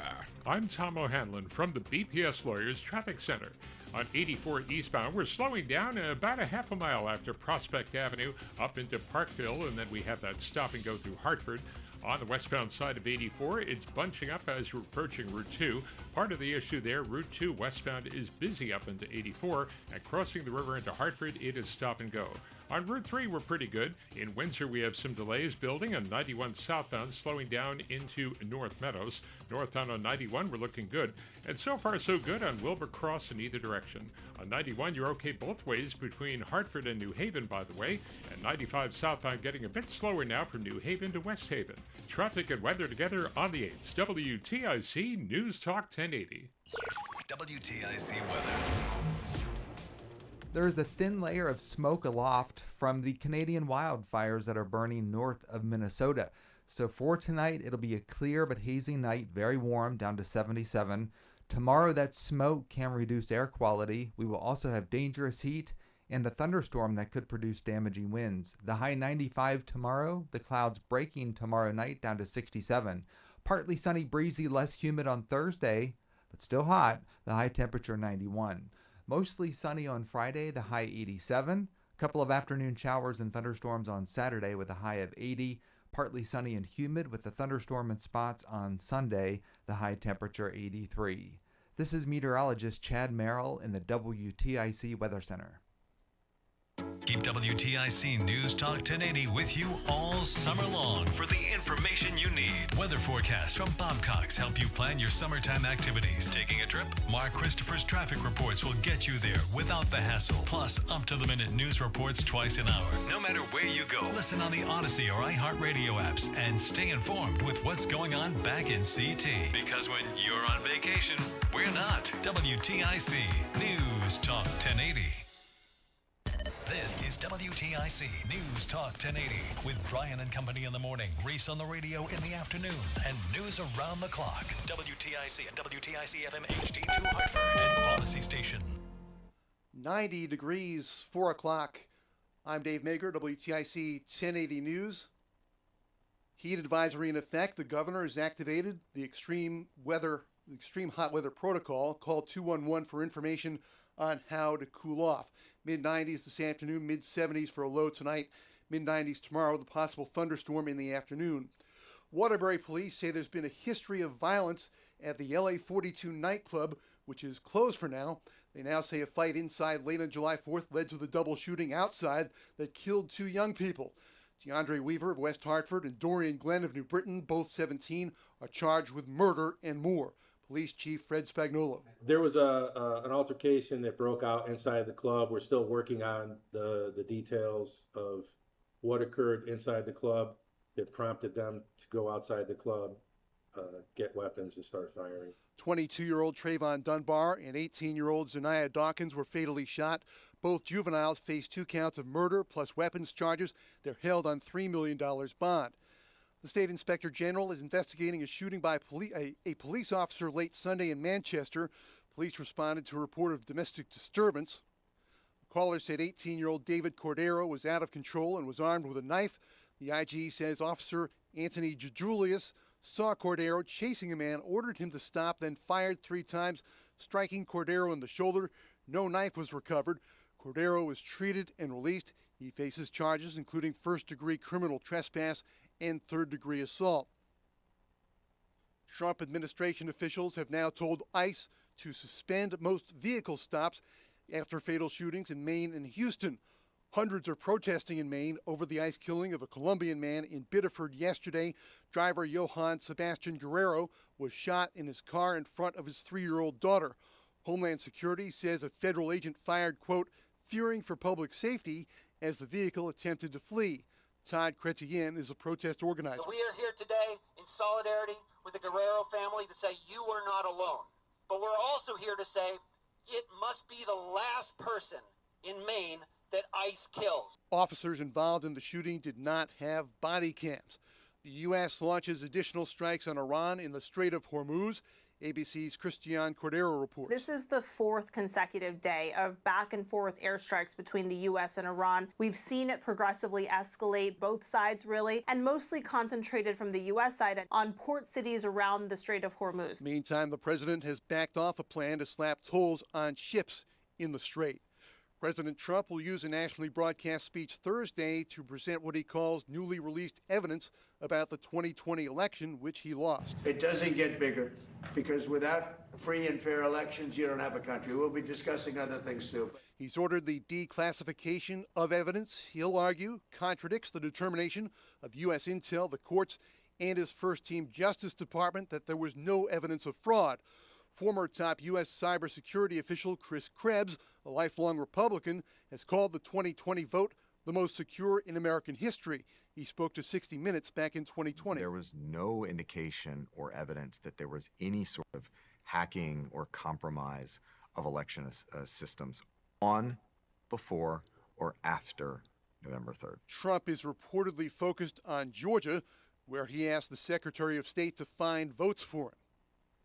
Palestinian activist Mahmoud Khalil suing the Trump administration over what he alleges are public-private conspiracies to target critics of Israel. The federal civil rights lawsuit alleged that top Trump administration officials, a conservative think tank, and pro-Israel groups colluded to target and deport Palestinian activists. The lawsuit relies on the Reconstruction-era Ku Klux Klan Act, which made it illegal for individuals to conspire together to violate another person's rights. If a judge accepts Khalil's argument that the Trump administration and private groups, quote, corrupted the legal process to target Palestinian activists, the lawsuit could stall the federal government's attempt to deport Khalil and shed new light on the Trump administration's broader deportation push. Peter Haralamus, ABC News, New York. A Tyrannosaurus rex fossil is sold for a record $50 million at auction. It's considered one of the world's largest and most complete specimens. Gus is 67 million years old and is about 61% complete. He was found in 2021 in South Dakota. On Wall Street, the Dow closing up 10 points, S&P up 29, the NASDAQ was up 234 points. The government says inflation in June was at 3.5% over last year, less than the 3.9 economists projected. Oil prices dropped in June when it looked like the war in Iran might end. Oil prices back up about 2% today. Sports, the World Cup semis at halftime, Spain leading France 1-0. Baseball's All-Star game tonight, 8 o'clock in Philadelphia. And in the WNBA, the Connecticut Sun beat Portland 90-87. For more, check out WTIC.com. I'm Dave Maker, WTIC 1080 News. Insurance companies often have a basic strategy: delay, deny, defend. Some try to grind you down, but they have another tremendous weapon, a software called Colossus. They know which attorneys are great and which are not so great. They know who is likely to take the last offer and who will take them by their scalp, kicking and screaming to trial. They know that they have to pay some firms early and fairly. I'm John Morgan of Morgan & Morgan. The insurance companies have done their homework. Before you hire a lawyer for your injury case, do yours. Visit forthepeople.com and see our settlements and verdicts for cases like yours. We became the largest injury firm in the world for a reason. When you hire the wrong firm, you may be beat before you start. All law firms are not the same. Morgan & Morgan, forthepeople.com.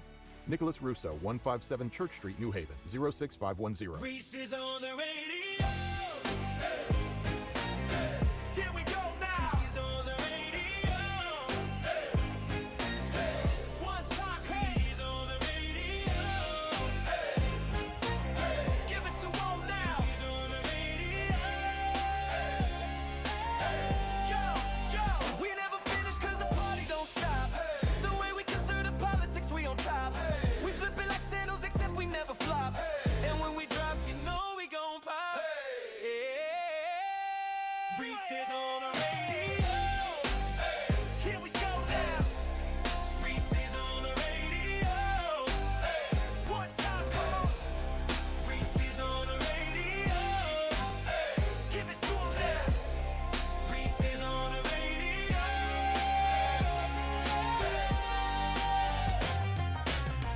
All right, Reese on the radio, second half of the program beginning shortly. That man sitting across from me, as promised, is the candidate I'm for Tom the... O'Hanlon from the... What? Sorry. Running for the 1st District in a primary against John Larson is Luke Bronin, former mayor of Hartford, is here in the studio. Unfortunately, he won't be here for an hour, so I've got to do a speed round with him for about 20 minutes, but I promise you we'll get as much stuff as we can in here. Maybe I'll influence him to stay. I don't know. Let's get another check, I should say, of weather and traffic. In from Mark Christopher is Tom O'Hanlon. He is at the BPS Lawyers Traffic Center. I'm Tom O'Hanlon from the BPS Lawyers Traffic Center. On 84 eastbound, we're slowing down after Prospect Avenue and also stop and go all the way up into Hartford. On the westbound side of 84, we have some traffic volume from Route 2 and across the river into Hartford. Founders Bridge looks busy over on the Hartford side. And if you're going down 91, working your way through Windsor into North Meadows, we still have traffic there. And then it's stop and go down into 84. Below 84 on 91 southbound, we have some traffic building. And northbound 91, we're okay. So far, pretty good on Wilbur Cross in either direction. 91's moving both ways between Hartford and New Haven. And 95 southbound has that stop and go from New Haven to West Haven. Traffic and weather together on the 8th. WTIC News Talk 1080. WTIC weather. Well, earlier today we had some haze, and that haze was from Canadian wildfire smoke that has since moved to the south. There's another batch well to the north that will get here tomorrow and could reduce air quality, so keep that in mind. So first of all, we have the heat. Very hot today. We have a temperature right now very close to about 89 degrees, going for a high of about 93 this afternoon. Clear, muggy, down to 77 overnight. There will be a thunderstorm in spots late tomorrow afternoon that could produce damaging winds. We have the heat with a high of 95, and as I mentioned, the Canadian wildfire smoke will reduce the air quality moderate to perhaps code red, so keep that in mind, especially if you have lung ailments. Tomorrow night, the clouds will break, the low 67, partly sunny, breezy, a little bit less humid Thursday, the high 91. Mostly sunny, warm, the high 87 on Friday. A couple of afternoon showers and a thunderstorm on Saturday, the high temperature 80. Right now, 86 in Plainville, 87 in Wethersfield, and 89 in Hartford.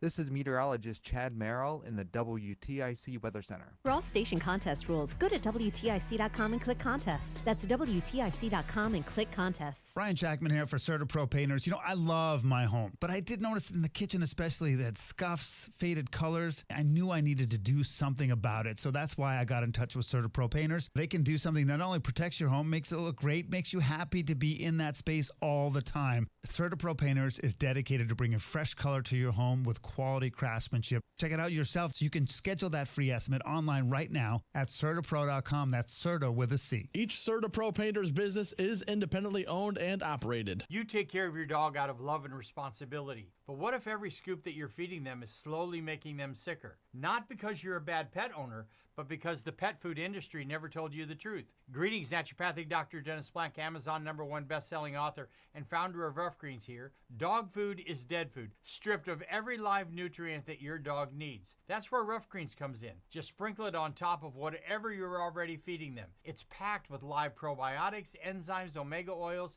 and over 20 live vitamins and minerals, all natural and made in the USA. Thousands of dog owners are watching their pets transform. More energy, shinier coat, better mobility, and your dog could be next. Take the Rough Greens 90-day challenge. Give us 90 days and we'll give you a healthier dog, guaranteed. Get a free Jumpstart trial bag for your dog today. You just cover the shipping. Go to roughgreens.com. Use discount code USA. That's RUFFgreens.com. Discount code USA. Rough Greens. So good, your dog will ask for it by name. It's Reese on the radio on News Talk 1080 WTIC.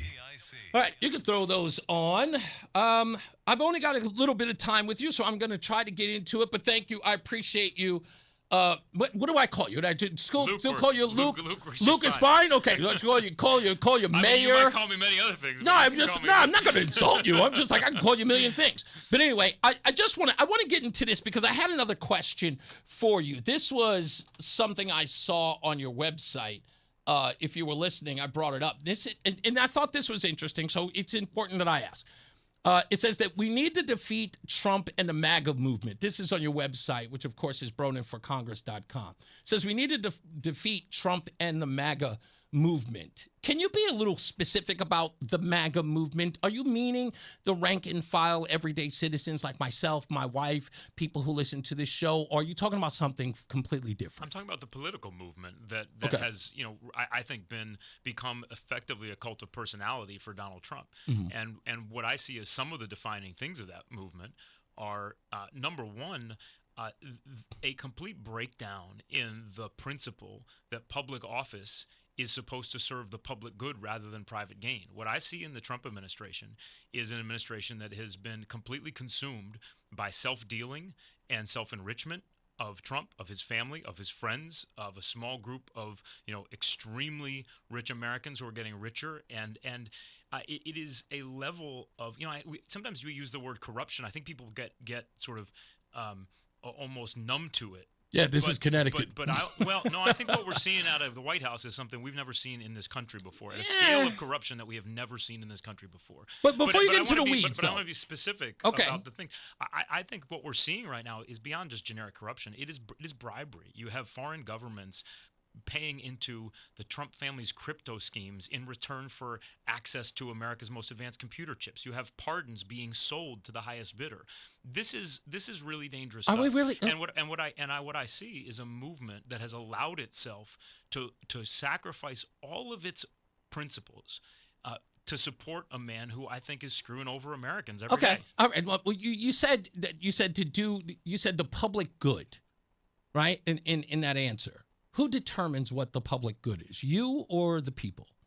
The people determine the public good, the people who are elected to represent the people, but it is not the public good. I don't think that's an answer to my question. Who determines what the public good is? What I'm saying is you don't need to answer that question to know Why that not? when you use public office for private gain, No, you are sacrificing the No, public good. you're misinterpreting my question, so let me make it more succinct.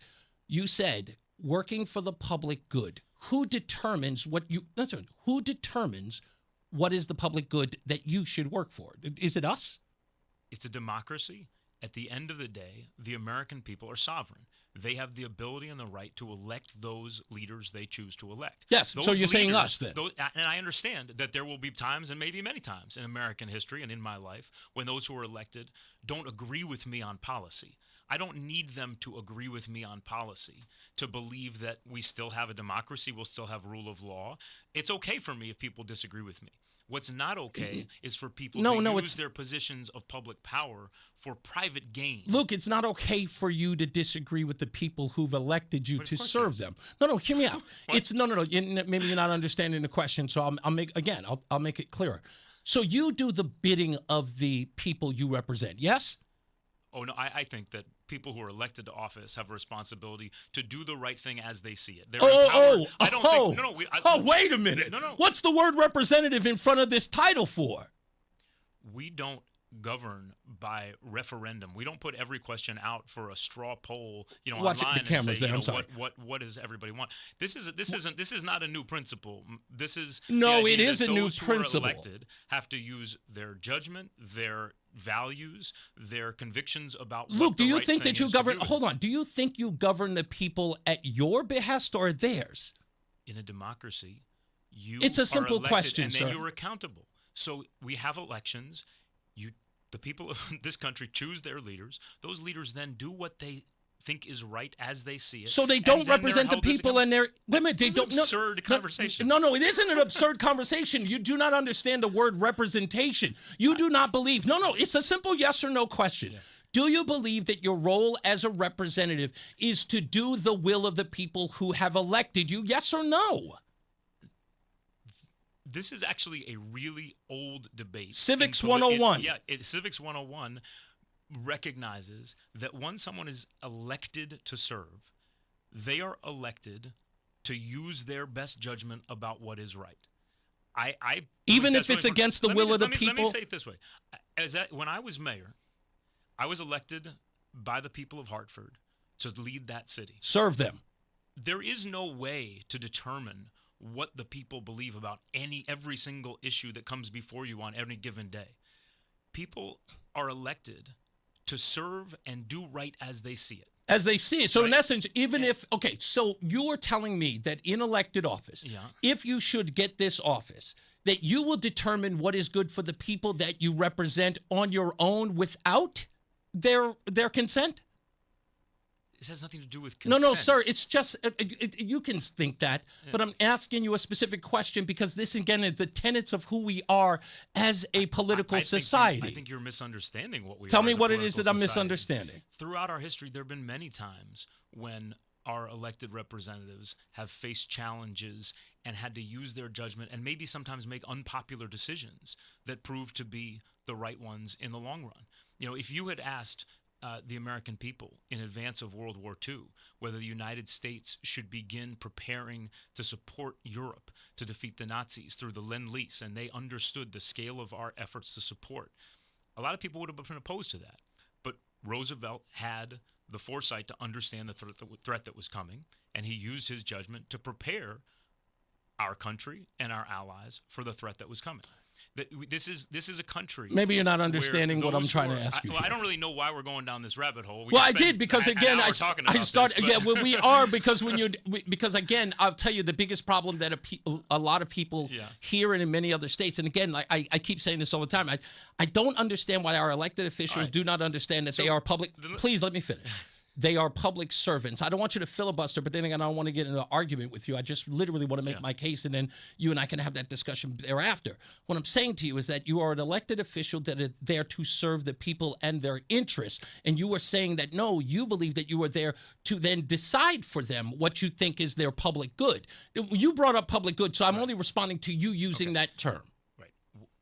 I brought up public good to distinguish it from private gain. Mm-hmm. And what we're seeing in the Trump administration is the exploitation of public office for private gain at a scale we have never, ever, ever seen before. We have never seen a president gain $2.2 billion in wealth in the first 17 months of his presidency. We've never seen him do that by issuing a crypto meme coin that screwed a million Americans out of $3.8 billion, enriching the president to the tune of almost $700 million. Okay. This is a level of corruption that we've never seen. So I distinguish I think it's a pretty simple and very clear distinction between office that is used to serve the public and office that is used to enrich oneself and one's friends. Okay. What we're seeing in the Trump administration and what we're seeing from a MAGA movement that has empowered the Trump administration is a level of self-dealing and self-enrichment that is unique in American history. Okay. And to me, that represents a unique threat to our country because I think it is so deeply corrosive of people's trust in their elected officials, in leadership. And that represents a serious threat. Okay, thank you. I'm going to give you let you give the long answer, but at some point I got to cut you off. We only have a little bit of time.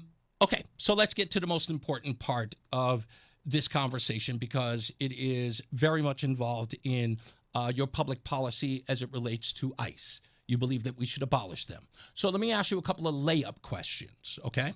First question. If a black person robs me, I should not deem that all black people are criminals, right? Of course. Thank you. If a Hispanic person robs me, I should not deem then all Hispanics are thieves, right? Of course. All right. Layup questions, right? Absolutely.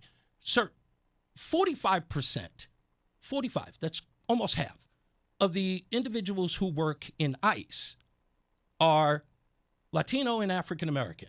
But you said this. ICE has become a lawless agency. It is, at this point, full of people who are recruited by ads that look like they come out of Call of Duty, that are glorifying violence. You are suggesting that 45% of minority workers in ICE are lawless? That is one of the more bizarre non sequiturs I've ever heard in my life. Sure. I stand How by, are they I lawless? stand by everything I just said. How are they lawless? What I said is that ICE has become a lawless agency. Okay, so I think the ICE agency is operating with a culture that does not respect our Constitution, and therefore the agents that does are not respect the rule of law. Therefore, And the agents are engaging in lawlessness. Many agents are routinely engaging in Are they lawlessness. just the That's white correct. ones, Luke Bronin? I've never said a word about race in ICE. I don't know why. Well, you're I bringing am it up. because I'm trying to understand why you would say something that was, I'll put it to you this way. Let's go with my point here. And again, you call it a non sequitur. There's an important question in all of this, and that's the point I'm trying to say. I look forward to hearing is it. that ICE operates as a law enforcement agency, right? I don't think they operate like any other law enforcement agency. What you think is neither here nor there. Well, I've been the mayor of a city that has a law enforcement agency. Oh, I'm well aware of right? that. And law enforcement agencies, even the smallest police departments in the country at this point, have body cameras. Mhm. ICE still does not. Mhm. And that's why in the last week alone, we've seen two Body people cameras is a killed. ridiculous We've seen comment. 2 people killed with no ability Body- to see what actually happened. Body cameras are You have ridiculous. an agency that has now routinely lied about the circumstances when people have died. Body cameras are a ridiculous statement in all of this because I'm going to break this down real simple. Everything that ICE agents have done to pull over or apprehend individuals has been done by police departments across the country for generations, right? And when there is an argument that there is no due process is when you apprehend an individual, put them in a detainment center, and then they see a judge and their case is adjudicated. Those things are due process. You guys are making the determination that an ICE agent simply grabbing an illegal off the road is someone who is not getting due process. Yes? You're actually mistaken about the fact that everything that ICE is doing is what police departments are doing. How am I mistaken? ICE is now making decisions about whom to arrest based on their accent, based on how they look. There's no evidence of that. There is a Supreme Court decision that was decided as part of the shadow docket that allowed ICE to do that. It was a terrible decision, but there is not just evidence. There is give me the evidence that every individual that has been picked up by ICE is picked. Okay, well you just brought it up. Reese, you are remarkable at inventing things that somebody said. Why would you bring it up? I never said that every individual that ICE has picked up was picked up for that Why reason. are you making the case what then? I have said and what I maintain is that ICE is routinely targeting people for no reason other than how they look or how they And sound. where is your evidence of this? Give me a name. All over the Okay, you have no news for the evidence. last Thank you. 17 Okay, thank you. months. You have no evidence. You're just saying I'll it. You have send no you the evidence. Supreme Court Please. decision No, when no, we're no, no. done. You said that that's what the ICE is doing now, not the Supreme Court decision. That the ICE officers are doing it now. So correct. you're suggesting that you have evidence that today ICE agents are picking people up based upon their accent. There are countless accounts of this, and I'm happy to provide them for you. You're saying that that's happening today, but yet you can't cite one. This is, again, if you want to have a fact-based discussion, I didn't bring this up, Luke. You did. So you should no. When you make a claim like that, back it up with evidence. You're being very general for the sake of talking about. You're slamming ICE agents. Yeah. I get it. You don't like them. I get you don't like what they do. I get that. You don't think that these people are committing crimes at all. No. Let me say. Okay. I have no problem with wise immigration enforcement Mm-hmm. in the Obama administration, for example. As well as in the Biden You brought the administration. Trust Act because of it. In the Obama administration, there was the targeting of individuals based on whether they actually presented a threat to a community. There was a prioritization. Then why did you wait? During the Biden administration, hold on. During the Obama administration, Connecticut wrote the Trust Act. Okay. As a result, because they didn't like that the Obama administration was asking courts and prisons to hold on to people. The reason for the Trust Act and the reason for decisions like communities, including Hartford, not to have local law enforcement operate as arms of federal immigration is that it doesn't actually make communities safer to have local law enforcement doing immigration enforcement. You need a relationship of trust between all the residents of a community. They didn't ask the and police the to do local that. Law enforcement. They never asked the police. They asked That's the what prisons to contact the federal government if they were holding someone or detained someone who was an illegal inside their custody. All the Trust Act said is we just want a warrant. Okay. The bottom line is that, again, the Obama administration is not one to cite because, again, you guys wrote legislation against his administration when, again, he was the deporter in chief. So, it just doesn't line up with the facts. But by the way, in the future, what I'm saying is there's a vast difference between what the Obama administration is doing, which is, by the way, what Trump pretends to be doing. He says we're going after the worst of the worst. Mm-hmm. They're not going after the worst of you the worst. don't know who they're picking up. Luke, you have no idea who they're picking up. You and I were both at a press conference a couple of weeks ago. Yeah. For someone whom they picked up, who has been in this country for decades, who has created jobs and created businesses. Here? That has nothing to do with whether he's stealing the worst someone's of the worst. identity. How do you know? How do you know? Again, wait. How do you know he wasn't the worst of the worst? And by the way, who determines the worst of the worst? He has no criminal record. Wait, he has a DUI. He also came into the country under false pretenses. All your listeners out there. No. Let's go one step further. Anybody who has a DUI is the Hold on, worst of the worst. I didn't say the worst of the worst. He came into the country. He came into the country under false pretenses. No, you said he doesn't commit any crimes. You said he committed no crimes. Did he commit a crime or not? Yes. Do you not think that's important? Mothers Against Drunk Drivers would have an issue with him. Not every entry into this country of a non-citizen is illegal. I don't know how he came in. He might have come in on a visa and overstayed. So why would you sit up here and tell me that he was not the worst of the worst when you don't know how he got here? What I'm saying is that if you think that, I listened to a piece of your segment before. So if he has a DUI and in his restaurant they didn't clean a meat slicer, you saying that makes him the worst of the worst in the country? First of all, it calls him a health risk. Okay, fine. You can say that. Endangering the public. I have no judgment about that. But what I'm saying is it's pretty darn clear that the Trump administration is not actually targeting people who represent a threat to other people in this sounds country. awfully like you wish to determine what is and what isn't dangerous. And if you think it isn't dangerous, they should stay. No, I wish to have law enforcement that's prioritizing their enforcement efforts in a way that's actually about public safety instead of politics. And what we're seeing is a Trump administration that's put out quotas for how many people they have to detain and deport, that is arresting nuns in Texas and restaurant owners in Connecticut.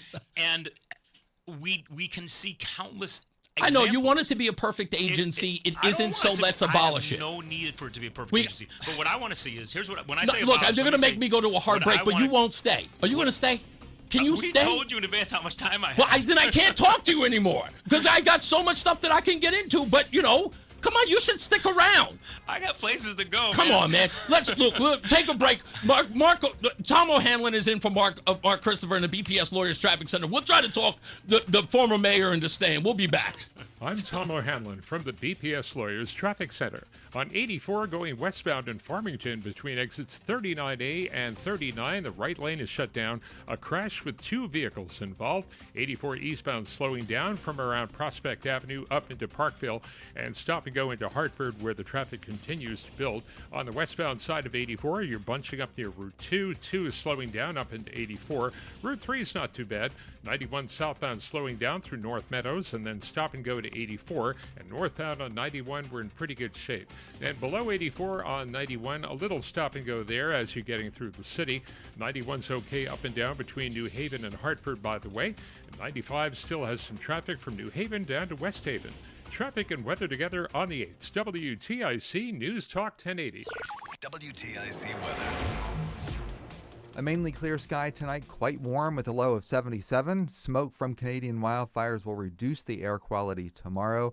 Also dangerous heat with a high of 95 and a thunderstorm late in the day that can produce damaging winds. Tomorrow night, partly cloudy, the low 67, partly sunny and breezy, the high 91 on Thursday, mostly sunny up to 87 on Friday. This is meteorologist Chad Merrill in the WTIC Weather Center. And now, a WTIC news update. 90 degrees at 4:30. It feels like 99. I'm Dave Mager, WTIC 1080 News. Waterbury police named 2 17-year-olds charged with murder in the early July 5th double shooting outside a nightclub. They are DeAndre Weaver of West Hartford and Dorian Glenn of New Britain. Police Chief Fred Spagnolo says it started with a fight inside the club LA 42 that spilled outside. Weaver and Glenn allegedly shot randomly into the crowd. 22-year-old Trayvon Dunbar and 18-year-old Zanaya Dawkins were fatally shot. Both juveniles face 2 counts of murder plus weapons charges. They're held on $3 million bond. The U.S. has launched additional strikes on Iran and is reinforcing a blockade on the Strait of Hormuz. That's after President Trump backed off on plans to issue tolls on the strait. Yesterday, the president laid out a 20% toll, saying it was an exchange for the U.S. making transit safe. We are going to be reimbursed for protection. But he scrapped that idea after hearing from Mideast leaders. And they said, we'd love to do it a different way. We'd love to invest in the United States with billions and billions of dollars. The president says he actually likes this better. Because I don't think anybody should be able to charge a fee for the strait. Sagar Magani, Washington. Supreme Court Justice Amy Coney Barrett tells lawmakers a sharp increase in threats against the court is encroaching on members' family lives. Barrett and Justice Elena Kagan testified to Congress. They're seeking millions to enhance security. Judges nationwide have faced increased violence and intimidation, including a fake swatting call to Barrett's home in May. Sworn in this afternoon by 92-year-old Senator Chuck Grassley, Republican Darlene Graham is the first female U.S. Senator from South Carolina. That you take this obligation freely, without any mental reservation or purpose of evasion, and that you will well and faithfully discharge the duties of the office on which you are about to enter. So help you God. I do. Congratulations. Thank you. She'll serve out the term of her brother, Lindsey, who died suddenly over the weekend. She was appointed by Governor Henry McMaster. A special election next month will choose a new Republican nominee to replace Lindsey Graham in November's race, facing Democrat Annie Andrews. On Wall Street, the Dow up 10 points. S&P closed up 28. The NASDAQ was up 233. In sports, World Cup semis. Second half now, 71st minute. Spain 2, France nothing. Baseball's All-Star game tonight. 8 o'clock in Philly, and the Connecticut Sun beat Portland 90-87. For more, check out WTIC.com. I'm Dave Maker, WTIC 1080 News. Carpal tunnel syndrome, heart failure that doesn't improve with common medicines. These are some signs and symptoms associated with ATTR-CM, or the cardiomyopathy of ATTR amyloidosis, a serious heart condition with symptoms that get worse over time. Amvuttra, vutrisiran, is a prescription medicine given by a healthcare provider that treats ATTR-CM in adults to reduce heart-related death, hospital stays, and urgent visits. In a clinical study, Amvuttra was proven to help people live longer and have fewer heart-related hospital stays and urgent visits over 3 years compared to placebo. Amvuttra lowers the amount of vitamin A in your blood, which can affect vision. Other side effects include pain in the arms or legs, pain in the joints, and shortness of breath. These are not all the possible side effects of Amvuttra. For prescribing information, call 1-833-256-2748 or learn more at amvuttra.com. Ask your doctor about Amvuttra for ATTR-CM. Are you having trouble hearing? Hearing loss can devastate the quality of your life. Now, there's an affordable fix for you or your loved one. Rated the best hearing aids of 2026 by Forbes Health, Audion Hearing has the highest quality hearing aids at the lowest prices, starting at just $98 a pair. I actually like them better than my old $5,000 hearing aids. I could not believe how my hearing and life changed. Join over 1 million happy customers by going to audionhearing.com. That's AUDIEN hearing.com. My name is Whitney Allen, and I'm a widow. My husband, Ryan, died. We never thought we'd ever have to use life insurance, but the unexpected happened. With Ethos, signing up was fast and 100% online. You can get a quote in seconds, apply in minutes, and get same-day coverage. No medical exams, and you can get up to $3 million worth of coverage. I'm grateful we were prepared. Get your free quote at ethos.com/radio. That's ethos.com/radio. Paid spokesperson. Time spent on application may vary. Online health questions required. Stay locked in. Reese on the radio is on WTIC News Talk 1080. All right, Reese on the radio. We're going to get into weather and traffic in a minute, but we have breaking news.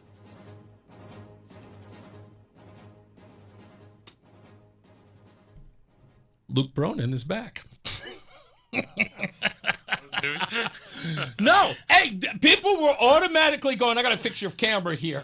People were already saying, it's like, oh, he left, he ran, that's going to look horrible. I'm like, yeah, whatever, he's going to be. I mean, just for the record, we told you in advance how long I could stay. No, first of all of my interviews, let me tell you something. This is important that you know, Luke. Okay. If you were coming to this program, you were reaching a hell of a lot of people, whether or not they're for you or against you, they're listening. But probably when more against him, you're that's never right. ever going to get anything out in just 30 minutes, okay? We do have traffic coming up a minute and a half. But no, I'm glad that you came back. I know it's contentious. Look, and I don't mind that. I don't No, want to I never scream. mind Exactly. I don't want to scream and holler. I really like talking to people, especially those ideologically who disagree with me. And it's not so much of like I'm right and you're wrong. No, it's not about that. I need to get where you are. And this conversation is something that needs to be had because, and this is important, and I'll let you respond. One of the biggest problems we have as a society is that the two of us on either side do not get this opportunity. And most people won't take it. So that's why I'm grateful that you came back, because I want to get into a little bit more about, one, it's important to talk about what your plans are for the state of Connecticut as their representative, and I think that needs to be expressed here as well. And I wanted to give you an opportunity to do that. Because, there's a comparison between you and your opponent, at least in the primary, and of course in the general. So I want to kind of get to the fill of that. But what do you want to say in 40 seconds? What can you say? What brought you back? I think the one thing I would say I think we agree on is I think it's really important for us to have conversations with people that we disagree with. I actually seek that out all the time. Good. I go on Newsmax on a regular basis. Right, you mentioned that when you were walking. I don't agree with almost anything that's on that show, and I think almost anybody watching that show probably doesn't agree with me. But I think it's important to have conversations, and I think if you give up on the idea that you can persuade people who don't already agree with you, then you're giving up on something pretty fundamental to a democracy. Fair. Right? And so that matters to me. You mean constitutional republic, right? Democracies are Venezuela. Just so you know, in case you didn't, it's a civics we can thing. have another 10 minutes winding civics discourse. Just, people are screaming at me, just going, it's a constitutional republic, Bronin. We'll take a break. More news, more views when we return. And, of course, Luke Bronin. Let's get another check of traffic and weather with Tom O'Hanlon, who's in for Mark Christopher in the BPS Lawyers Traffic Center. I'm Tom O'Hanlon from the BPS Lawyers Traffic Center. This traffic report is brought to you by Eye Care Health Networks and Touchpoints Rehab. In Farmington, they pushed an accident off to the side, but the traffic remains. That is 84 westbound between exit 39A and 39. It took out the right lane and let traffic build up there. Eastbound, we're busy up through Parkville into Hartford, and westbound on 84, bunching up near Route 2. We have the traffic going up 2, as it always does. 3's okay. 91 southbound has delays through North Meadows. 91 northbound, you're good to go. Wilbur Cross is okay. 91's good both ways between Hartford and New Haven. At Westside Care Center in Manchester, specialized care means meeting every resident's needs. From short-term rehabilitation and convenient on-site dialysis to compassionate memory care, Westside delivers expert care designed around every stage of recovery. Westside Care Center, care close to home. Traffic and weather together on the 8th. WTIC News Talk 1080. WTIC weather. A clear sky, very warm overnight with a low of 77. We will have some thick Canadian wildfire smoke that will reduce the air quality tomorrow. Also very hot, dangerous heat with a high of 95. And a thunderstorm late in the day can produce damaging winds, so keep that in mind tomorrow. Clouds will break tomorrow night down to 67. Partly sunny, breezy, less humid, 91 on Thursday. Mostly sunny, up to 87 on Friday. Right now, 86 in Granby, 82 in Waterbury, and 90 in Hartford. This is meteorologist Chad Merrill in the WTIC Weather Center. Celebrate America's 250th anniversary with the limited edition O'Reilly Brake Parts Cleaner while supplies last at O'Reilly Auto Parts. Right now, get 2 cans for $8. Stop by O'Reilly Auto Parts or shop online at O'ReillyAuto.com. Join us this Sunday for Tumalo Financial, your go-to for retirement planning and taxes. Tune into the father-son duo from 7 a.m. to 8 a.m. or catch replay from 5 to 6 p.m. Tumalo Financial, retirement planning with integrity on WTIC News Talk 1080. Finding great candidates to hire can be like, well, trying to find a needle in a haystack, but not with ZipRecruiter. Its powerful technology actively finds and invites qualified candidates to apply to your job. So while other companies might deliver a lot of hay, ZipRecruiter finds you the needle in the haystack. See why 4 out of 5 employers who post a job on ZipRecruiter get a quality candidate within the first day. Try ZipRecruiter for free at ZipRecruiter.com/radio. That's ZipRecruiter.com/radio. ZipRecruiter. Finding great candidates to hire can be like, well, trying to find a needle in a haystack. Sure, you can post your job to some job board, but then all you can do is hope the right person comes along. Which is why you should try ZipRecruiter for free at ZipRecruiter.com/free. ZipRecruiter doesn't depend on candidates finding you. It finds them for you. Its powerful technology identifies people with the right experience and actively invites them to apply to your job. You get qualified candidates fast. So while other companies might deliver a lot of hay, ZipRecruiter finds you what you're looking for. The needle in the haystack. See why 4 out of 5 employers who post a job on ZipRecruiter get a quality candidate within the first day. ZipRecruiter, the smartest way to hire. And right now, you can try ZipRecruiter for free. That's right, free at ZipRecruiter.com/free. That's ZipRecruiter.com/free. ZipRecruiter.com/free. ZipRecruiter. It's Reese on the radio on News Talk 1080 WTIC. All right, we are back. Good to go. Luke Bronin still in the house. And I appreciate you coming back. It's important. It's important to me to have this conversation. We were talking behind the scenes. And again, this is the reason why I like people to stay in for the hour, because behind the scenes we could talk and just, jibber jabber and all that good stuff. So you're running against John Larson. And this was, I believe, that the convention was a referendum on where the Democrat Party, or in some cases even the Republican Party, is going. They want a younger message and all of that. But I said this about you a couple of weeks ago, and I got to be honest, it was kind of brutal. I technically think you're just New Coke. And you got to hear me out, because I actually looked this up. It's very true. I did. I really did look this up. So I took all of your policy positions against John Larson. Yeah. And 10 being the highest, meaning most aligned. Yeah. 1 being the least aligned. Do you know where you scored? You tell me. 8.5. Okay. Technically 9, but I'll give it an 8.5 just for a learning curve. Look, I don't know what your scoring system is here, but look, I've never said I'm running against John Larson because I profoundly disagree with his views on things. I think there's an awful lot that we agree on. We probably agree on most things. There's a lot. Right? I also, though, think there's a lot of stuff that I haven't heard John Larson talking about for a long time. Mhm. You know, I've heard for a decade or more, the only real thing I've heard him talking about is his particular bill on Social Security. Right. And I want to be clear, I'll be proud to fight to protect Social Security, but he's been introducing the same bill every year for 12 years. It's never gone anywhere. Mhm. And I haven't heard him talking about much else.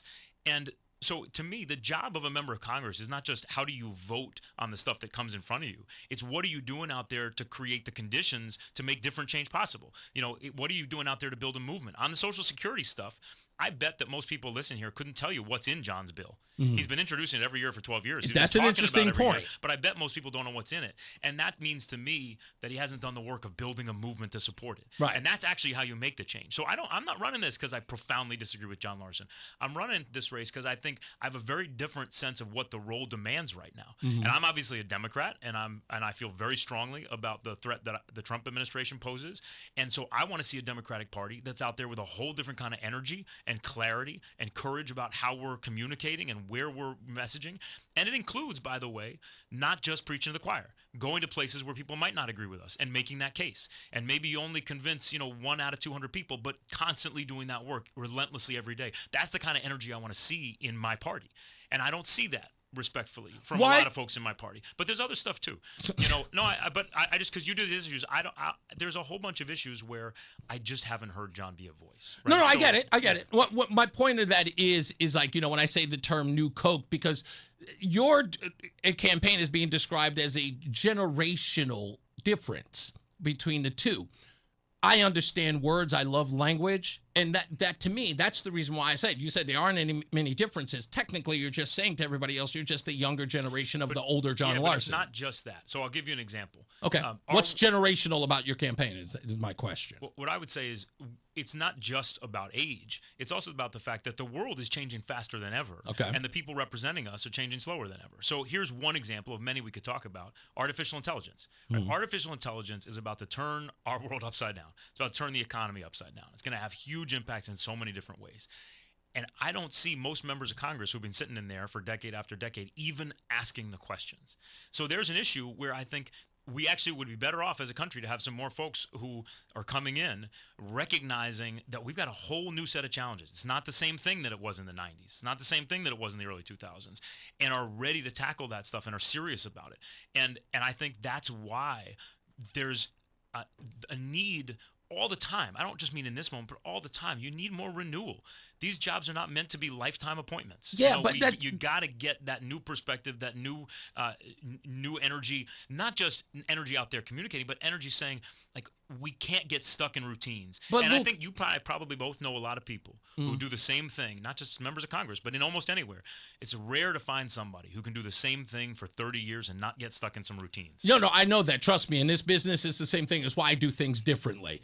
And people hate me for it because I refuse to stick with the status quo. But that being said, look, the one thing that I know about progressives, you consider yourself a progressive, yes or no? Okay, so progressives. The thing that I've noticed about progressives is that you guys will talk about AI and how the working place is going to change. But the one thing that Democrats and progressives never talk about is job creation. And I do. Well, you do, but in what way? Because let me tell you why I know that you don't, and you really have no interest in it. No, because you are in essence opposed to big business or business growth in the sense of in the sense of people who get billions, if not millions of dollars in profit. You have an issue with those folks, don't you? I have an issue with people making billions and not paying their fair share. What is your fair share?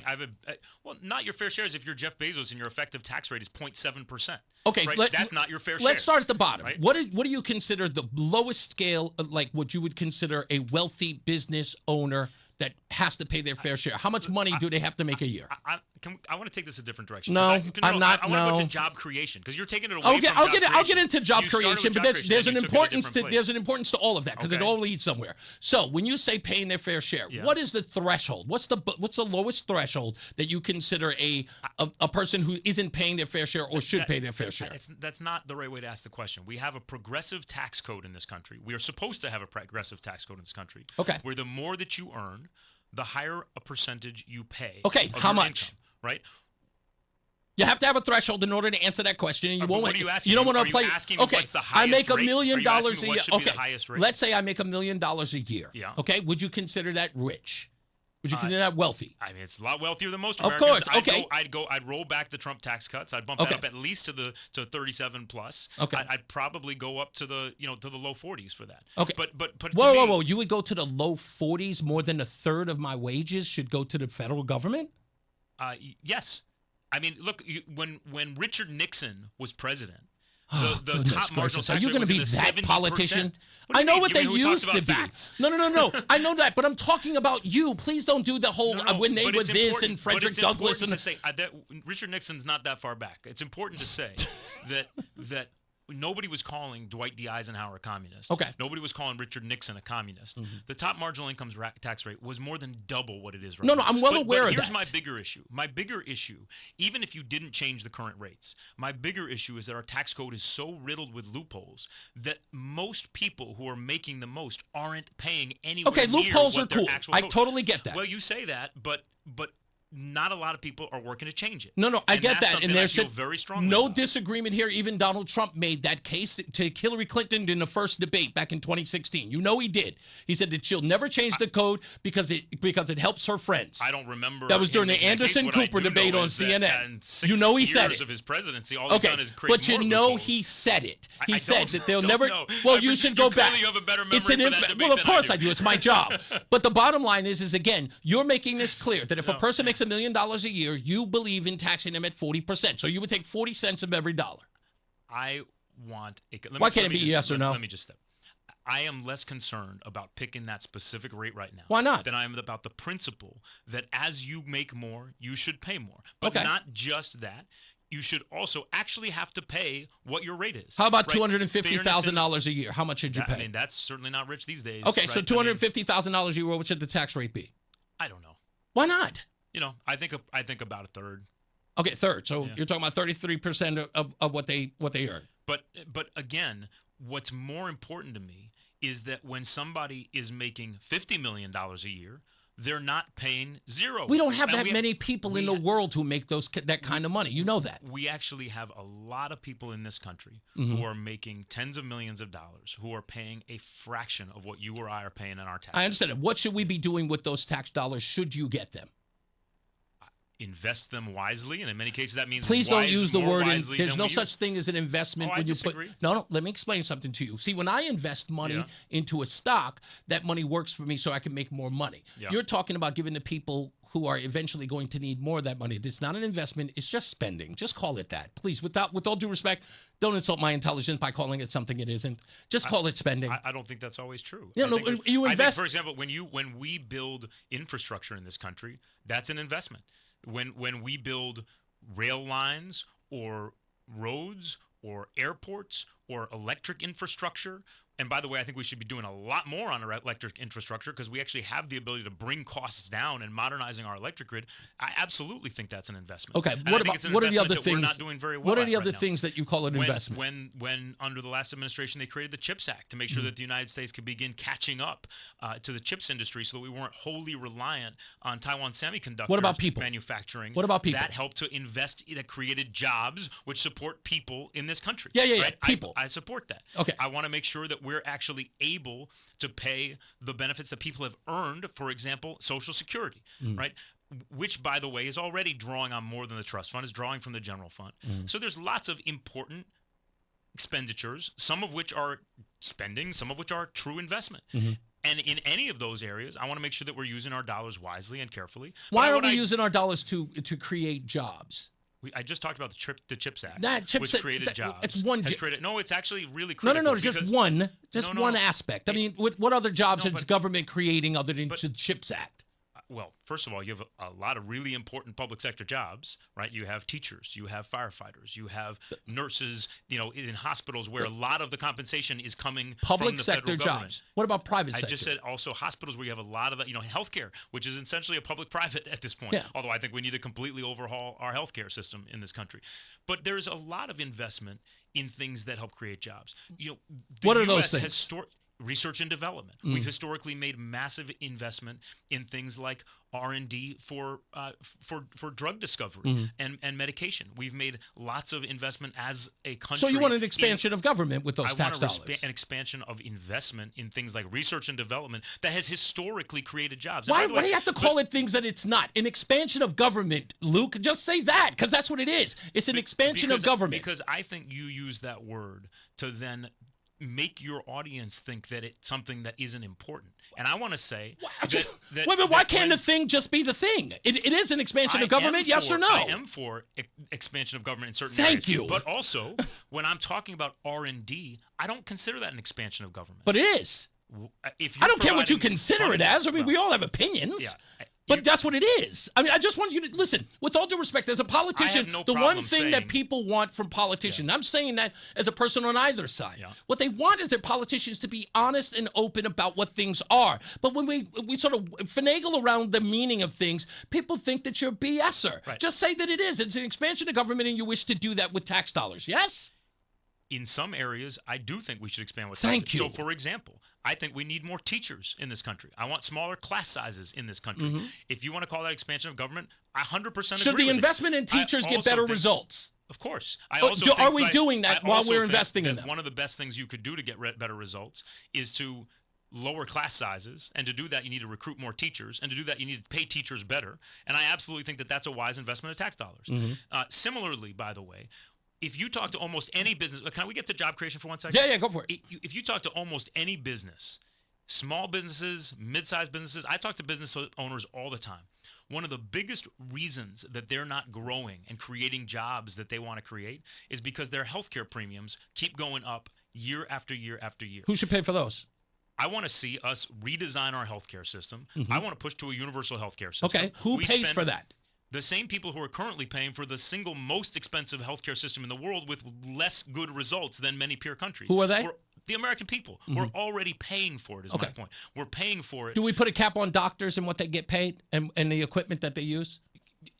How do we reduce those costs? I'd love for us to be able to take one line of discussion and go more than 10 No, seconds. because unfortunately, as politicians do, they speak in generalities, I'm not and then you say generalities at all. Yes, you did. You say say very specifically, and every time I make a point, you bat me in a different direction because I'm trying to. Because you said when I only follow what you say. So when you said that we need to have universal health care, someone has to pay for that, right. Luke, right? And so again, how we have to make it affordable in order for it to be paid for. Yes. That means we have to lower the cost of which doctors get paid. We have to lower the cost of which practitioners get paid. We have to lower the cost of equipment and surgeries. You could also lower the amounts that are going to profit at every stage of the process, from the insurance company to the pharma company. And part of that is breaking up the massive consolidation we've seen in the healthcare industry. Government intervention? Insurance companies also owning pharmacy benefit managers and medical practices.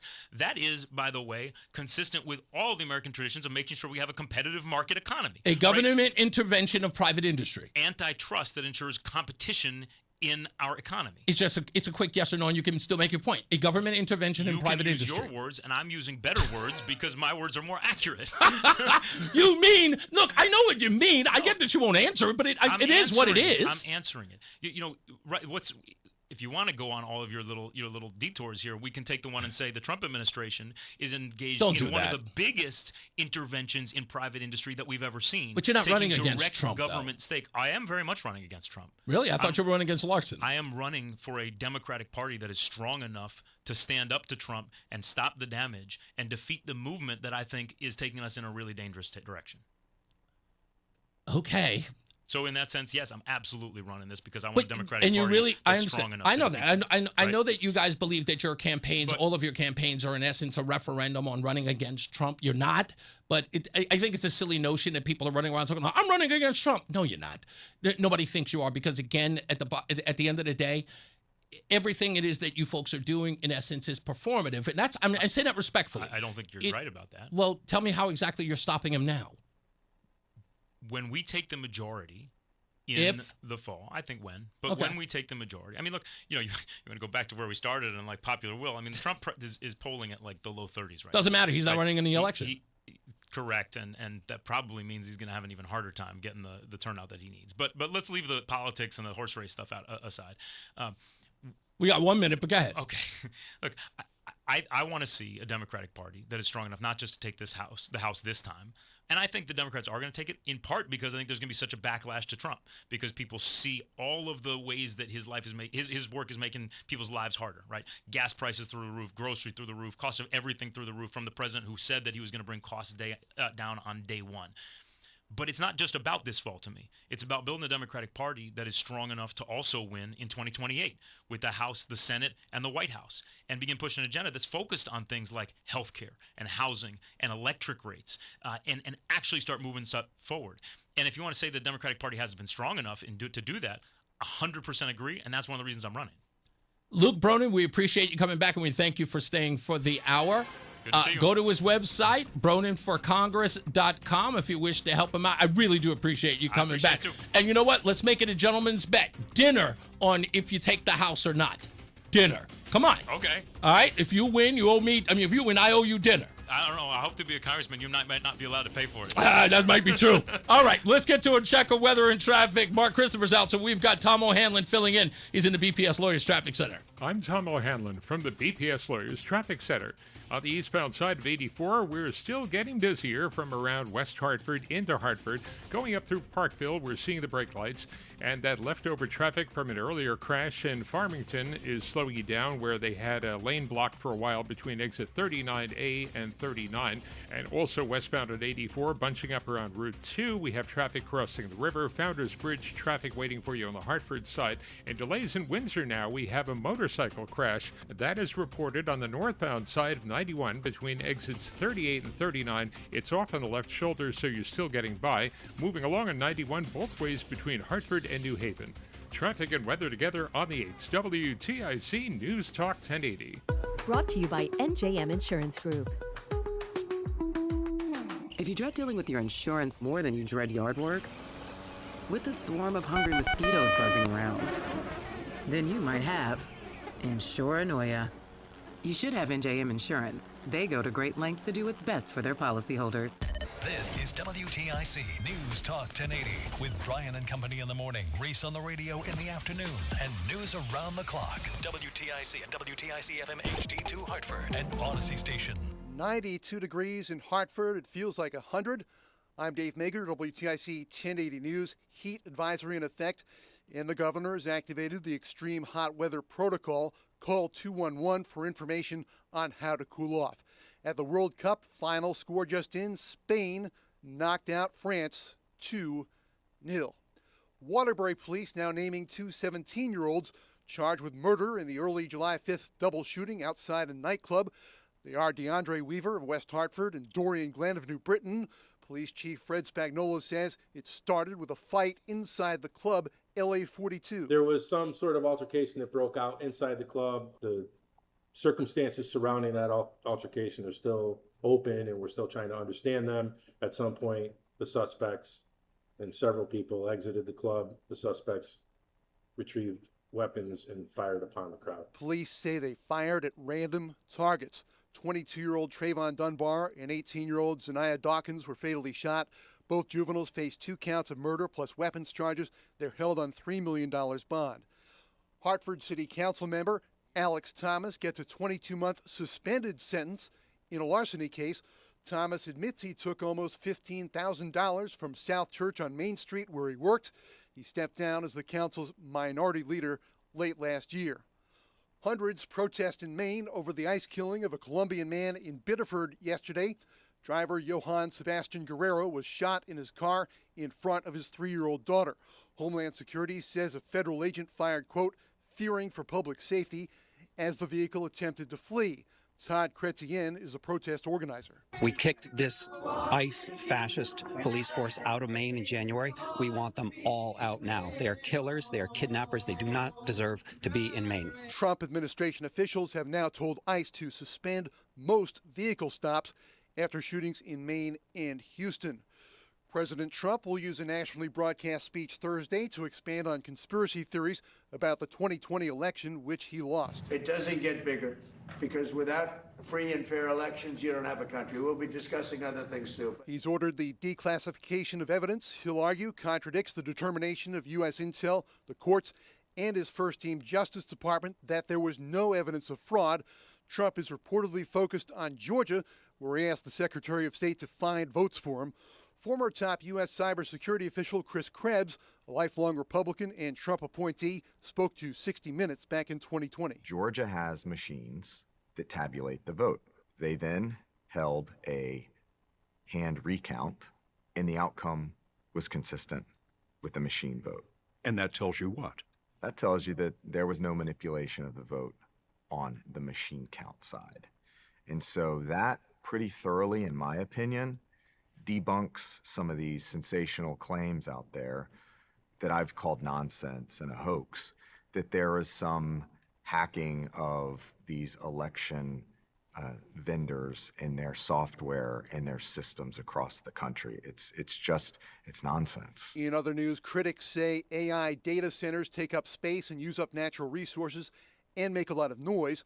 New York State is the first in the nation to block them for now. New York's Governor Kathy Hochul says a statewide moratorium on the construction of AI data centers for the year will help give New York time to build a regulatory framework. At a time tech companies are pushing into more communities, she says, without necessary protections for residents and businesses paying utilities and the environment. These companies have decided that they would sort of flood the zone. All over America, they're putting in more and more applications. New York is now the first state to usher in a moratorium on building data centers. Michelle Franzen, ABC News, New York. The government says inflation in June was at 3.5% over last year, less than the 3.9% economists projected. Oil prices dropped in June when it looked like the war in Iran might end. Oil prices back up by about 2% today. On Wall Street, the Dow closed up 10 points. S&P was plus 28. The NASDAQ was up 234. In sports, again, World Cup semis final score. Spain beats France 2-0. Argentina and England play tomorrow afternoon. The World Cup final is on Sunday afternoon in New Jersey. Baseball's All-Star game tonight, 8 o'clock in Philly. And in the WNBA, the Connecticut Sun beat Portland 90-87. For more, check out WTIC.com. I'm Dave Maker, WTIC 1080 News. Wesley Financial Group is not a law firm. Hi, I'm Chuck McDowell, the timeshare cancellation guy and founder of Wesley Financial Group. And I want to set the record straight. I am not an attorney. I've never wanted to be an attorney. And the truth is, I really don't even like attorneys. If I sound like an attorney or if I look like an attorney, I'll apologize. But what I've learned in my 15 years in the timeshare cancellation business is you don't need to be an attorney to get folks out of their timeshare. At Wesley, we've helped over 40,000 families cancel their timeshare without me being an attorney. And I want to share with you how we do it. Just give my office a call, and you will not talk to an attorney. And I guarantee if we take you as a client, we'll get you out of your timeshare, or you'll pay nothing. Call now for your free information kit. 800-714-9090. 800-714-9090. 800-714-9090. It's Reese on the radio on News Talk 1080 WTIC. Oh, man, we're back. Reese on the radio live on News Talk 1080 WTIC. Let me do this thing. When I come back, I'll get to the phone. Stan McCauley is on the line, but I want to get to Craig in the car first because he is dying, chomping at the bit to get on the air. Stand by for me in a second. News. That one goes out to Jared and his son. They love this segment of the show. Happy birthday goes to Dan Reynolds of Imagine Dragons. He turns 39 today. Jamie Johnson, the country singer and songwriter, turns 51. Tamika Tiny Harris of Escape, also rapper T.I.'s wife, turns 51. Taboo of the Black Eyed Peas, he is the Native American in Black Eyed Peas. He also turns 51. And Woody Guthrie, the legendary folk singer and songwriter, would have turned 114, so he is no longer with us. Anyway, on this day in music in 1964, the Rolling Stones scored their first UK number one with the single It's All Over Now, the cover of the Bobby Womack song of the same name. In 1967, The Who launched their first major North American tour. They performed in, of all places, Portland, Oregon. with support of Herman's Hermits. In 1979, Donna Summer's Bad Girls hit number 1 on the Billboard Hot 100, holding the top spot for 5 weeks, becoming one of her signature disco anthems. In 1982, and I remember this vividly, Pink Floyd's film adaptation of The Wall premiered in London, featuring Bob Geldof, and he blended the live action with the animation. You all remember it from the 1979 album, and I remember that's all anyone could talk about in the 80s. And last but not least, my boys, the Beastie Boys, released their 5th solo album, Hello Nasty, in the U.S., which went to number 1. It debuted at number 1 and won a Grammy for Best Alternative Music Performance. It, of course, had the feature called Intergalactic, one of my favorite songs by them. Let's get another check of weather and traffic. Mark Christopher's out, so we've got Tom O'Hanlon filling in. I'm Tom O'Hanlon from the BPS Lawyers Traffic Center. Eastbound at 84 from West Hartford into Hartford and all the way up to 91. You've got plenty of traffic. No accidents reported, but just traffic volume. And the westbound side of 84, stop and go as you're approaching the river, crossing over into Hartford.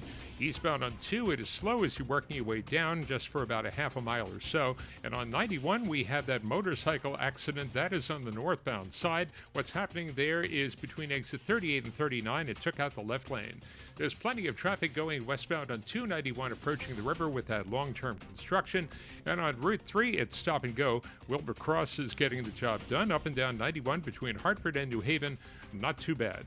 Traffic and weather together on the 8th. WTIC News Talk 1080. WTIC weather. We've got plenty of sunshine out there, and we will lead to a clear sky tonight, but it's going to be rather muggy with a low temperature of 77. The next plume of smoke from those Canadian wildfires burning north of Minnesota will reach us tomorrow, reducing the air quality a little bit. So keep that in mind, especially if you have lung ailments. It's also going to be very hot with a high of 95 and 1 or 2 thunderstorms that can produce some damaging winds. We have the smoke, we have the heat, and the threat for a gusty thunderstorm tomorrow afternoon. Tomorrow night, the clouds will break, the low temperature 67. We'll still have a little bit of smoke in the area on Thursday, maybe not as widespread, so maybe not reducing the air quality as much. The high temperature 91. Friday is high 87 with a mostly sunny sky, and then a couple of showers and a thunderstorm on Saturday as a cold front pushes through with a high of 80. Partly sunny and humid with the thunderstorm in spots on Sunday, the high 83. Right now it's 86 in Bristol, 84 in Middletown, and 90 in Hartford. This is meteorologist Chad Merrill in the WTIC Weather Center. Finding great candidates to hire can be like, well, trying to find a needle in a haystack. Sure, you can post your job to some job board, but then all you can do is hope the right person comes along, which is why you should try ZipRecruiter for free at ZipRecruiter.com/radio. ZipRecruiter doesn't depend on candidates finding you. It finds them for you. Its powerful technology identifies people with the right experience and actively invites them to apply to your job. You get qualified candidates fast. So while other companies might deliver a lot of hay, ZipRecruiter finds you what you're looking for. The needle in the haystack. See why 4 out of 5 employers who post a job on ZipRecruiter get a quality candidate within the first day. ZipRecruiter, the smartest way to hire. And right now, you can try ZipRecruiter for free. That's right, free at ZipRecruiter.com/radio. That's ZipRecruiter.com/radio. ZipRecruiter.com/radio. ZipRecruiter. Let me tell you something about insurance. When you sign your insurance policy, for some brokers, that's the finish line. Handshake, commission, done. Then you may not hear from them again until it's time for renewal. But your business runs all year, so do the gaps and the risk. So go to Supersure.com. If your company has more than 25 employees, whether you're the owner, CFO, or HR manager, it can be too complex to just go buy a policy online. Supersure is the super agency built for you, licensed in every state for your business insurance and employee benefits, all with year-round support for you and your team. At Supersure.com, you can access tools like fine print facts. It'll translate your current policy into plain English so you see what's covered and what's not. Plus a business value calculator so you can estimate what your business is worth so you know what actually needs protecting.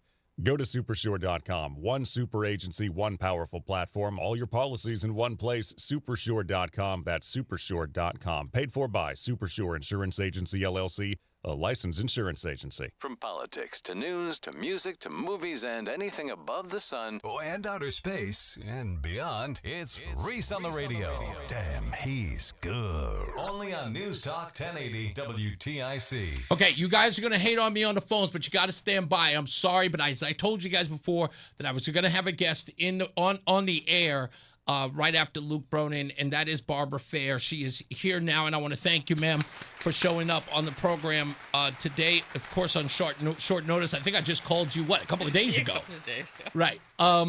So Barbara Fair has been incredibly instrumental in getting the release of the J. Allen Jones tape of his homicide, and that's what what the coroner called it.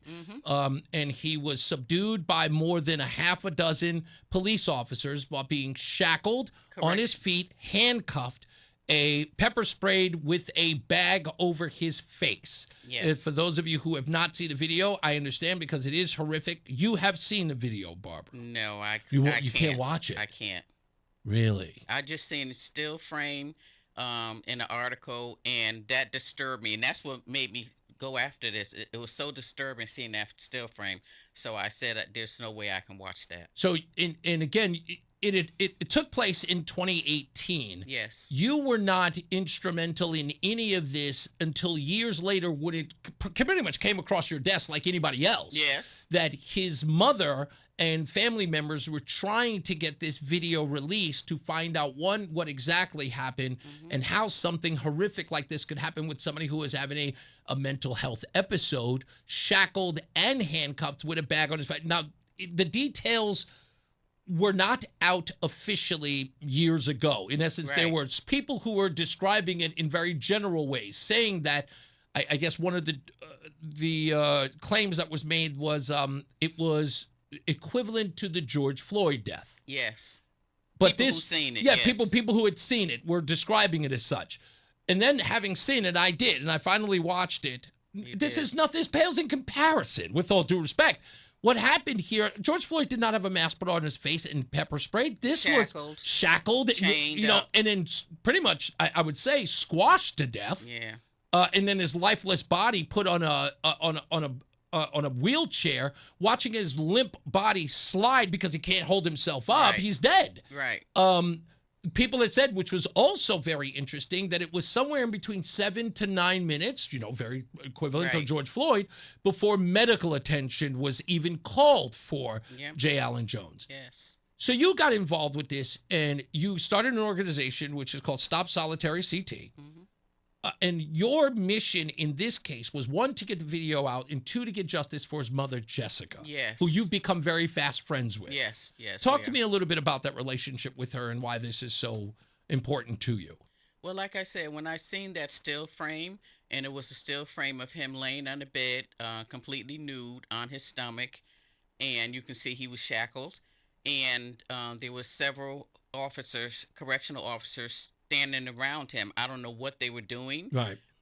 They called it some kind of a controlled strip search. Mm-hmm. And so that was just like so disturbing to me that I tried to find out where's his mom lived at, anything. Right. And what happened, I went on this radio show, and on that radio show, I reached out. I said, does anybody know J.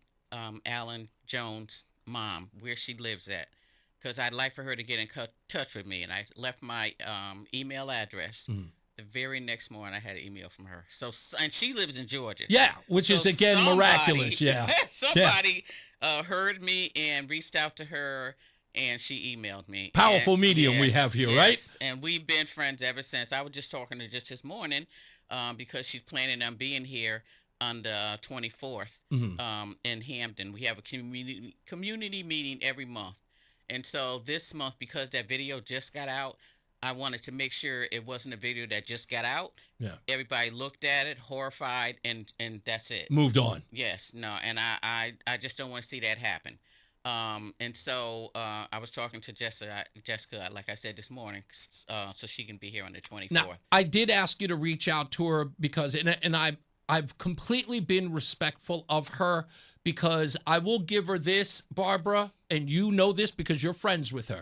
The thing that I have absolutely have been astounded by is her poise. Yeah. She is not asking for the cameras to be on her. She is not, in essence, she's not rabble-rousing. This is that. She has been very reserved about this. She only wants justice for her child. That's it. And she wants justice for her grandchild. And she is, again, she's been so, I would say, reserved and quiet about this. So I did reach out to her once and say, look, we'd love to have you on the show, but I totally get that she wouldn't want to because she's not really trying to bring attention to herself. Right. But please let her know the invitation is always open and we can do it any way she wants to. I just want people to hear her voice. Yes. You know what I mean? It's and I think it's important to me. Yeah. When I found out the judge was going to rule on the video where they're going to seal it, and I reached out to her, I said, you know what? There's people like us in the courthouse, trying to get this video, but I said nobody's voice is more important than yours. Right. So please come up here and let the judge see you and hear your voice. Yeah. And that's when she came up. I think that she was very instrumental in that judge's decision. Definitely. To finally, the part that blew my mind, by the way, if you're just joining us, Barbara Fair of Stop Solitary CT is here, and you can check out our website, stopsolitaryct.org. The reason why I brought you in here was the thing that outraged me the most was that we were all at that hearing that day. Myself, my wife, Mark from West Hartford, listeners of this show went down there to cover this. Mark from West Hartford brought it to my attention. And I thought when I saw it, when I heard everything, I was outraged by this. More so that the usual rabble-rousers that we would expect in a story like this did not come forward. And we had to come forward for these people. But when we got there, that was in October. Yes. And we were told the decision would come in 2 weeks, and it came in 2 weeks. Right. And we were told the video was to be released after Thanksgiving. We were told so much by William Tong's office that the video would be released after Thanksgiving. Well, we didn't get anything for over 6 months. I approached William Tong about it. Instead of addressing it as to why it wasn't released, he made it about me because he didn't like what I said about him as it pertains to African Americans. What did I say about him as it pertains to African Americans? I said, I think that you are indifferent to the African American community. One being this case with J. Allen Jones, and another case in a prison where a woman was raped, where you decided instead of protecting her, your office said that she was culpable in said sexual attack, and then had the audacity to move her all the way to Delaware on Mother's Day away from her own grandmother. To me, Black Lives Matter and any other group that I know to man, any civil rights group would have said that would make you far more than just indifferent to the African American community. They would pretty much call you a Klansman under normal circumstances. Right. Okay? So I was being very lenient in my assessment of him. What did you make of the holdout after we didn't get the video on Thanksgiving or after? I was discouraged because I felt like, okay, we've gone to court. The judge has given an order. We're waiting for things to happen. And they just kept fighting harder and harder and harder to seal this video. And so it just left me thinking like, are we supposed to just know that someone got beat to death inside and just let it go? And as the Attorney General, is that his job? He's supposed to support whether someone was wrong or not, the state is wrong or not. He's supposed to support them in any kind of way. Yeah. It was just, I don't know. It's still very disturbing to me because even to this day, I have not heard any response to any of them. The Attorney General, the governor. Their comments have been, I would say, the politically correct thing. Yeah, it's like, oh, it's a disturbing video. No crap. Yeah, it's like, of course it's a disturbing video. We also understand that because it's a disturbing video was part of the reason why you failed to release it. Right. It's why you kept it out of everyone's, eyesight or line of sight. You fought tooth and nail for years. For years for it to be released. Of course it was a difficult video to watch. And I'm sure they must have seen it. Of course they did. Yeah. And so that was another part that disturbed me, that so many people had seen it and his own mother hadn't seen it. Wow. And that was her fight. She said, I want to see. I don't want to hear what they said happened to my son. Yeah. I want to see what they did to my son. Right. And that was my fight with alongside her, is to let her see what happened to her son. Because I told her from the start, I said, Miss Jones, I can't watch it. I said I seen one still frame, and that messed my head up. Yeah. So I can't watch it, but I will fight As long as you want me to stand with you, I will fight until you at least get to see it. Because it was to me, it was disrespectful anyway. That other people seen it, and you didn't even think to show her what you did, because you know what you did was wrong. Yeah, Barbara Fair is here, and I got to tell you, this is the part that, again, why I wanted to showcase you here on this show. And this is a very important part of all of this. As you described in the beginning on how you got in touch with Jessica Jones in the first place. Yes. You were just a mom who heard a story, went on the radio, and made a plea to find this woman, and you injected yourself in this and said, I need to help this woman get justice for her baby. Yes. As a mom, and you stepped up. The part that floors many of us, especially my audience, was the fact that you got barely, if any, support from the people we would expect. And that disappointed you, too. It was more than disappointing, because when I first found out what happened, I had the whole investigation, the whole folder. So what I did, I took some pages out of it, like the medical examiner, what the hospital said, the condition he came in. They said they had to take the shackles and chains and stuff off him, even though you brought him there dead. Yeah. You didn't even have the decency to take the chains. Wow, and the like he was shackles still a off him. threat. Right. So wow. So in that hospital report, you've seen where they said they had to take those things off him. It's just so disturbing. And so I made a little packet together with some information. I gave it to as many legislators that I could. I personally met with the Black and Hispanic Caucus, just because I just needed somebody to stand with me, because I know me and a couple little people and fighting against the state. Yeah.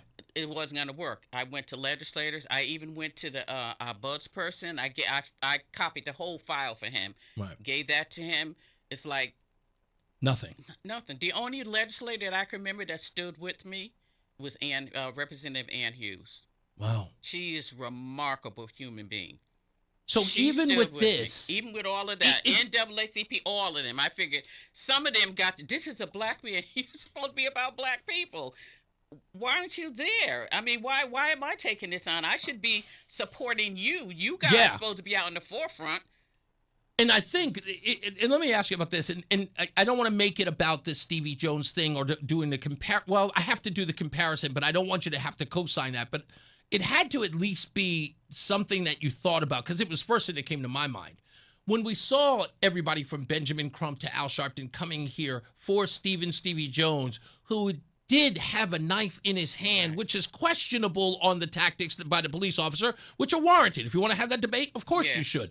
But we're talking about a young man who was shackled, had a mask over his face, was asphyxiated, okay, and crushed to death. And all this mace and stuff was, all these chemicals were sprayed on him. Yeah. He was choking. Exactly. And some of the words I heard that he said he was begging for his life. I can't breathe. His mom said there was a part in there where the people said, oh, he was doing this mumble jumbo. His mom said, no, he was praying in Hebrew. Yeah. That was no mumble jumbo. He was praying to Hebrew, to God for his life.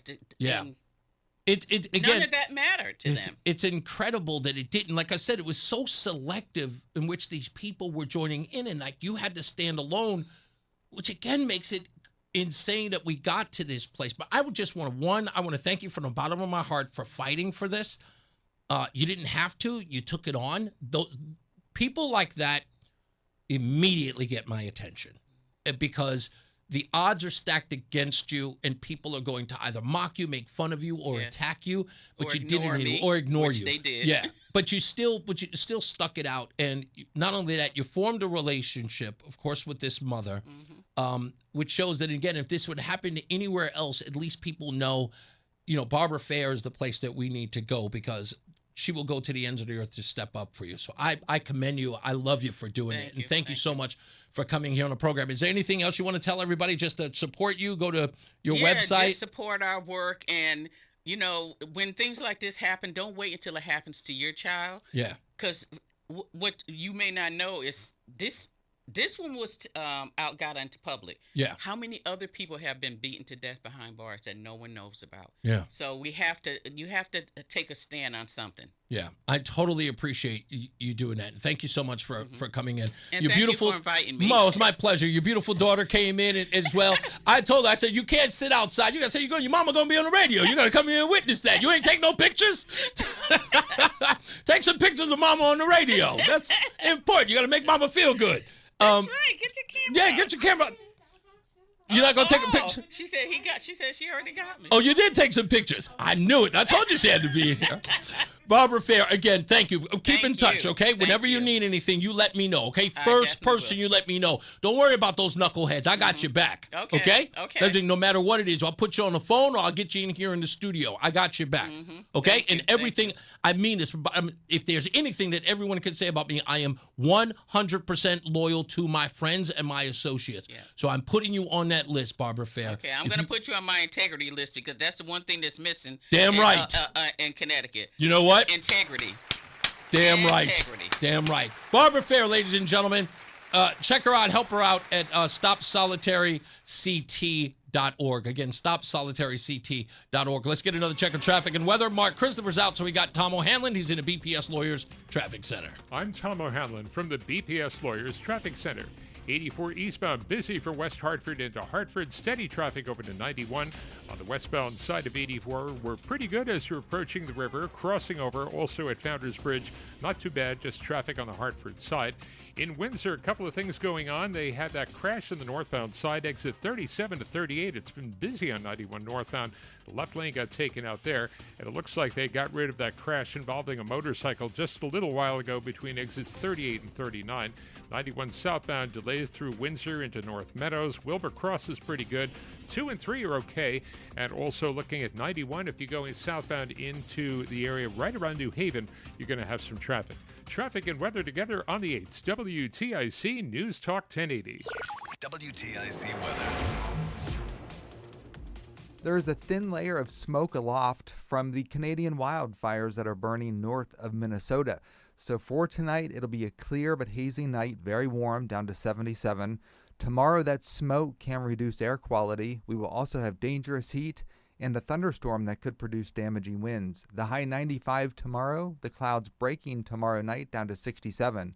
Partly sunny, breezy, less humid on Thursday, but still hot, the high temperature 91. Mostly sunny on Friday, the high 87. A couple of afternoon showers and thunderstorms on Saturday with a high of 80. Partly sunny and humid with a thunderstorm in spots on Sunday, the high temperature 83. This is meteorologist Chad Merrill in the WTIC Weather Center. There's a lot happening in Washington and in your local neighborhood. Follow WTIC News Talk 1080 on the Odyssey app to keep up with the latest. And now, a WTIC News Update. 91 degrees. It feels like 100 at 5:30. I'm Dave Mager, WTIC 1080 News. Heat advisory remains in effect. The state inspector general is investigating Sunday's shooting by a police officer in Manchester. Police responded to a report of a domestic disturbance. A caller said 18-year-old David Cordero was out of control, armed with a knife. Has he ever done this before? Yes, sir. Okay. And why does he do this? Do you know? He wants to do whatever he wants in the house. I don't want him here. My wife keeps bringing him back. The AG says Officer Anthony DeJulius, as he got out of his cruiser, saw Cordero chasing a man and ordered him to stop.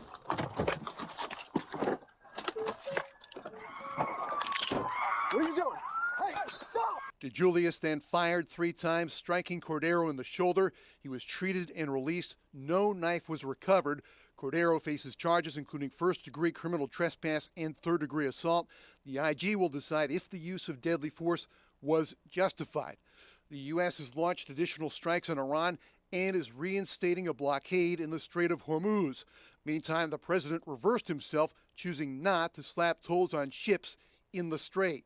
ships. President Trump is now backing off his threat to push for a 20% toll on cargo moving through the Strait of Hormuz in exchange for helping ships get through, instead claiming on social media that the U.S. would now have new investment and trade deals with Gulf allies. The reversal comes a day after the president said there would be a 20% toll on ships in exchange for safe passage, but he didn't explain how that would work. The president again claimed the Strait of Hormuz was open to all shipping traffic, despite Iran's claims that it had closed it. Karen Travers, ABC News, the White House. Oil prices up about 2% today. AAA says the average gas price nationally is $3.86 per gallon. It's $3.95 in Connecticut. But the escalation in the Gulf could send prices higher again, and Patrick DeHaan of Gas Buddy says that could happen within hours. Motorists may go to work this morning with a lower price. They may see prices that are 15 to 40 cents a gallon higher on their way home from work today or even tomorrow. On Wall Street, the Dow closed up 10 points. S&P was plus 28. The NASDAQ was up 234. Sports, World Cup semis, final score, Spain beat France 2-0. Argentina and England play tomorrow afternoon. Baseball's All-Star game tonight in Philadelphia, 8 o'clock start time. In the WNBA, the Connecticut Sun beat Portland 90-87 as Aaliyah Edwards scored 21. For more, check out WTIC.com.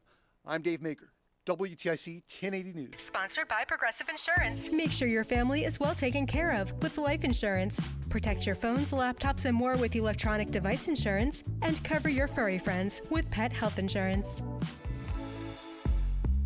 All new drinks are now at McDonald's, with refreshers like the Strawberry Watermelon Refresher and the Mango Pineapple Refresher with popping boba, to crafted sodas like the Sprite Berry Blast with berry flavors and cold foam.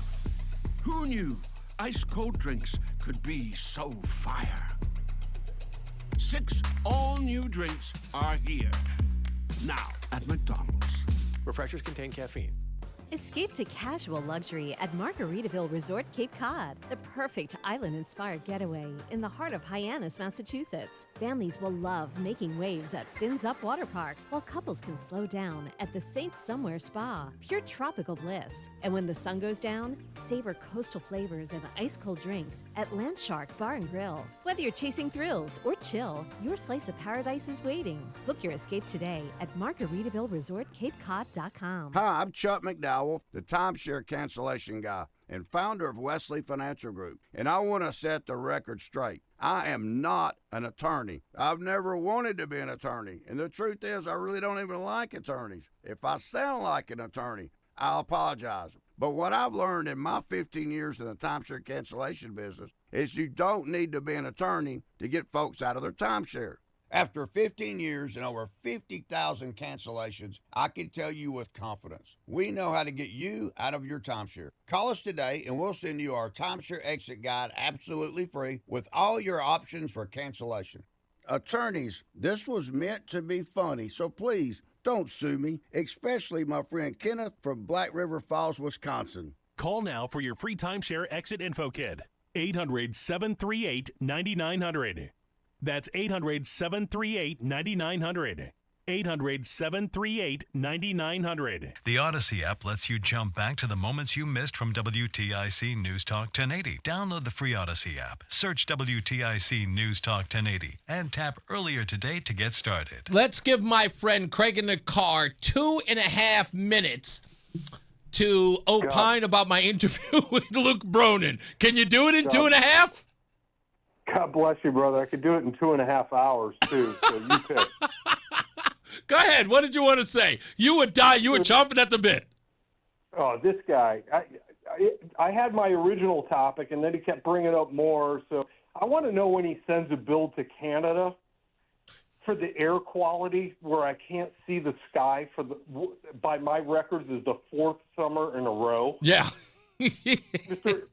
Mr. Global Climate Change and Environment, I can't see the blue sky. Hello, it's all smoke from Canada. Send him a bill. Jesus. So I have to ask you a question. Yes. So what's my fair share, Reese? Oh, I don't know. According to you, your fair share is 33 1/3. All right. So I have the math to back it up, so let's do a hypothetical, and I'm going to break Rush's rule that math doesn't work on radio. But let's keep it really simple. Let's take a household income of $300,000 and a household income of $50,000. Yep. When you look at taxes, how many $50,000 income households does it take to pay the same amount of taxes for the $300,000? Oh my goodness, that's such a great point, because the $300,000 at the 33% works roughly in and around just over $94,000. All right. So in order to pay the same taxes a $300,000 income household pays at $50,000, you need 15 households. That's right. Because we have a progressive tax. Right. The more money you make, the more money you pay. So now you need 15 households to pay the same amount of taxes as a $300,000 household does at $50,000 a year. What's the average cost to educate a child in the state of Connecticut? And I'm talking about Connecticut because that's the state this guy's running in. Oh, okay. I know that number, but I got to put you on hold for that because you're making a very good point. Oh, that's such a great. I see. I see where you're going here. I see where you're going here. You're so wow. This is a brilliant point of view. Hold on. I'm along for the ride. You I'm got for the ride. Stand by. Good. He's making a really, really good point. I want you to hear this on the other end, so stand by. Let's get into another check of weather and traffic. Tom O'Hanlon. What? Not yet? He's not ready yet. What? Tom O'Hanlon's not here? Oh, it's not there yet. Okay, so we're still waiting on that. I could have just continued with Craig then, for that matter. It's okay. I'm sure he's working on it. We're going to get to him in a second because I also got Stan McCauley on the line, so I want to get to him as well. So, Stan, please be patient. I promise. Before we get out of here, I'll get to you as well and the rest of the phone calls. I got Joe in Simsbury. Got to get to him as well. I get to all of them, I promise, when we get back. Now he's here. Tom O'Hanlon filling in for Mark Christopher in the BPS Lawyers Traffic Center. I'm Tom O'Hanlon from the BPS Lawyers Traffic Center. 84 eastbound is busy, working your way from West Hartford up through Parkville, heading on over to 91. The westbound side of 84, traffic back from Route 2 over 2 and across the river into Hartford. We're also looking at 91. We've had trouble there today. There were 2 accidents. Now there's 1 remaining. That's on the northbound side of 91 between exits 37 and 38. 2 vehicles there took out the left lane. Looking at Route 2 eastbound, stop and go below 84. 3 is moving. Wilbur Cross, not too bad. 91 slowing down on the southbound side as you're approaching New Haven. Traffic and weather together on the 8th. WTIC News Talk 1080. WTIC weather. We've got a mostly sunny sky to the north and west. There's a little bit of Canadian wildfire smoke that will spill in this evening, not expected to impact the air quality tonight, but it could make for a beautiful sunset. The low temperature only 77 degrees, so make sure you continue to hydrate as we continue through this heat wave. Tomorrow's high up to 95 degrees, so dangerous heat. The smoke from the Canadian wildfires are going to reduce the air quality, so keep that in mind. If you have any plans to exercise, do either early in the morning or later in the evening. We have the smoke to deal with, we have the heat, and also a thunderstorm could produce some damaging winds.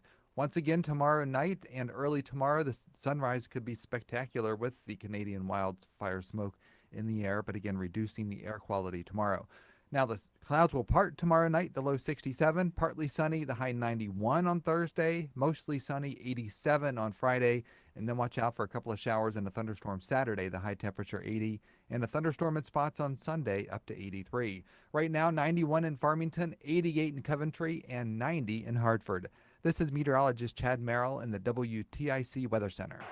From the FIFA World Cup to competitive business environments, grand ambitions lead to game-changing achievements. At Bank of America, we're there to support businesses at every step, providing insights and expertise to help you gain an edge. He shoots, he scores! What would you like the power to do? Explore winning business solutions at BofA.com/gamechangers. Bank of America, official bank of the FIFA World Cup 2026.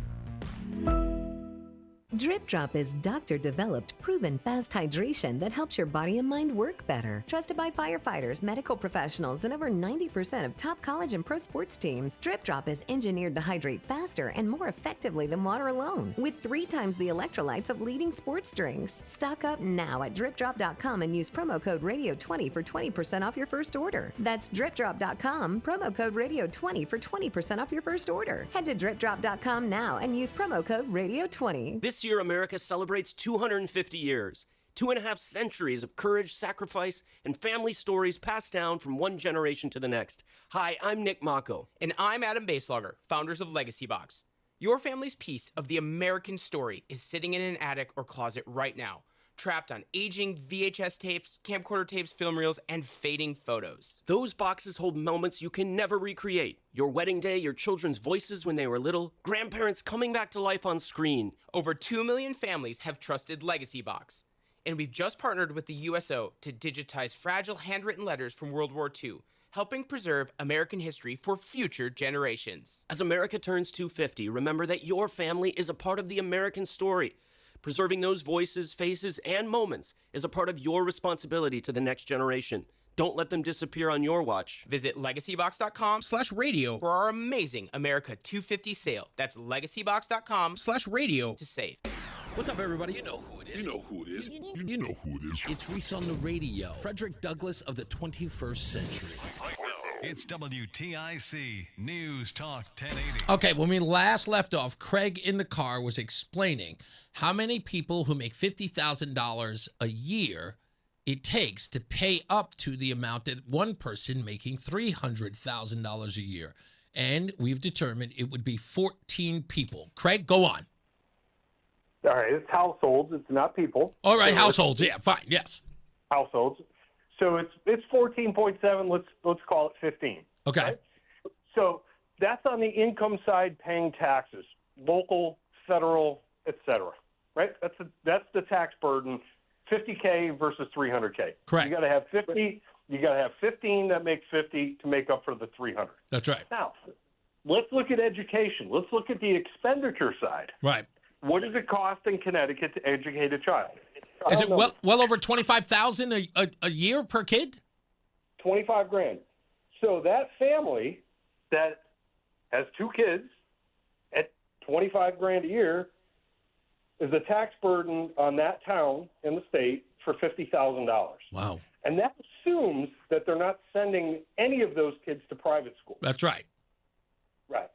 So let's take the $50,000 a year income family. How many kids do they have? 15 times 2 is 30. At $25,000 a year, do the math. That's $750,000 tax burden to educate the kids. Damn. That's just education. It doesn't talk about the burden on the police, the fire, all the infrastructure. Yep. And here's what it comes down to. And the math just hit me. Democrats don't want us. No. Because the more people they have that are making $50,000 a year, the more likely they are to have voters. Because the $300,000 a year people are trying to protect their income, protect their investments, and they're not voting for Luke Bronin. Exactly right. And again, look, I couldn't believe he said that someone making $1 million should give 40% of their pay. That was higher than what Barack Obama wanted to do with 39.6%.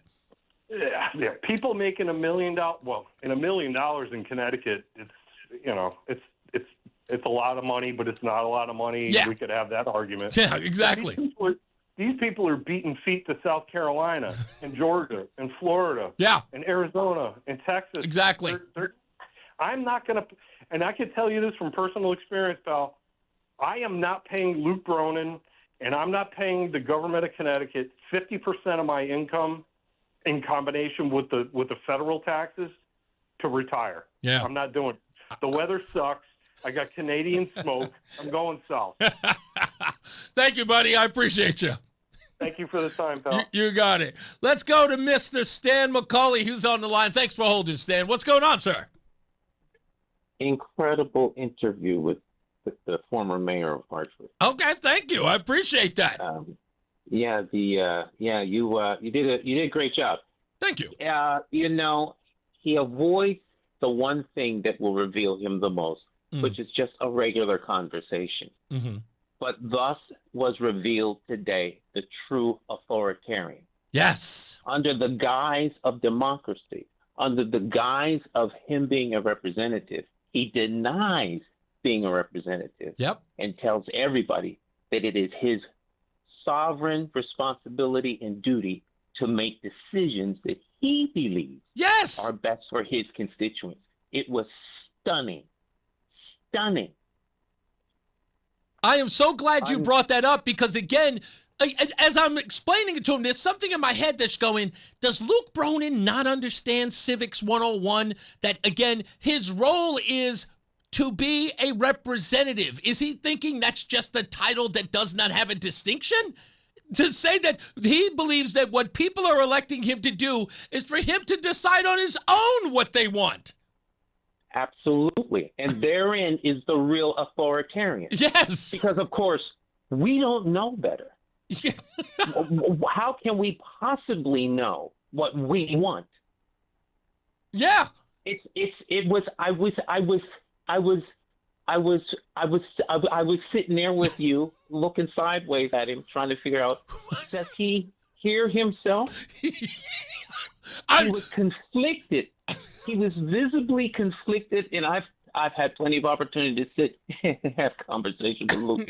He was visibly moved and conflicted because you had him backed up against the wall. Yes. Again, look, I never thought that such a basic question could be lost on someone who wishes to be a legislator and not understand the basic. And the thing that threw me, Stan, was he said that we used to do that. saying that that's not his role. That used to be our role, but the role is different now. Now we are elected to decide on our own what our constituents or what's best for them, or as he put it, the common good. And I said, and I knew it. There was something in me when he said the common good. I'm like, who determines what the common good is? And when he was lost on that question, I went, you don't understand what that means? He determines what the common good is. And then the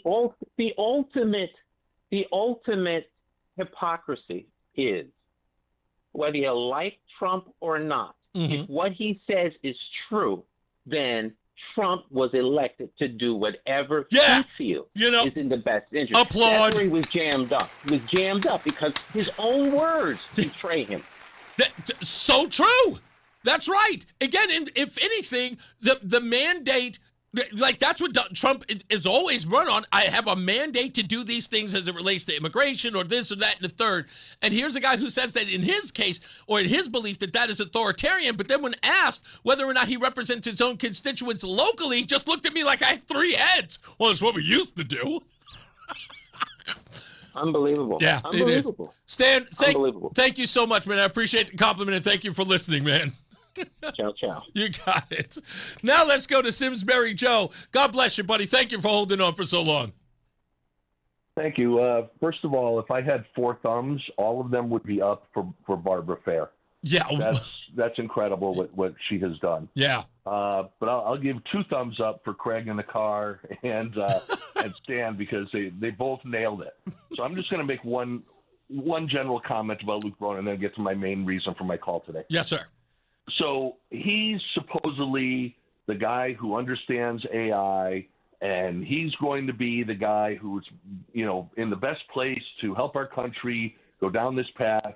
And the fact is, he then made a statement. He said, we're going to need a lot more teachers. There is no way that we are going to need a lot more teachers as AI develops. Right. Children will be taught in the classroom using AI.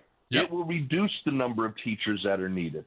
There is no doubt whatsoever. There's not one person who knows AI who says anything other than that. That's right. So basically what he's already telling people is, I'm going to do a lot more spending for a lot more teachers that won't be necessary because in about 2 years, AI will be able to sit there on a kid's laptop and with a teacher's assistance, but guide that individual student in areas that individual student struggles in, which will be different from the areas that the kid to the right and the kid to the left struggle. So he's just full of baloney. Although he has mastered the art of never taking a breath between sentences to You give notice anyone I else a had chance to say anything. I had to push him. I was just like, okay, I get it. You're going to filibuster in this one.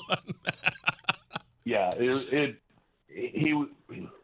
he was rude, but I give him credit for showing up. Yeah. He's not in my district. Eventually, I think the guy's going to end up being the congressman, but Stan nailed it. He at least admitted he's a progressive, and he pretty much admitted without saying it, he's an authoritarian. Indeed. So speaking of authoritarians, Donald Trump. So about 3 weeks before the 4th of July, I called up and I said, I'm going to put my whole reputation out there. I am 100% certain that within 2 weeks of the 4th of July, Donald Trump will come out to the nation and he will talk about the election steal in 2020. Yep. And lo and behold, tomorrow night, and you're already, Dave Mager, and I know heard you him. can't say anything about him because he's well, Donald Trump will expand on the conspiracy. It's like, are you kidding me, dude? He's going to have the head of DNI, DHS, CIA, FBI standing there with him because the elections were messed with. That's all I'm going to say. Yep. The two senators from Georgia, both Democrats, are there illegitimately. We've had 250 FBI agents in Fulton County over the last couple of weeks, and they were given a deadline of July 17th. They probably finished their work already. Yep. And he's trying to save elections. And now we're going to really see, after this information comes out, who's an American, meaning, do you want the best for America? And best for America could be something that I totally disagree with from a policy standpoint.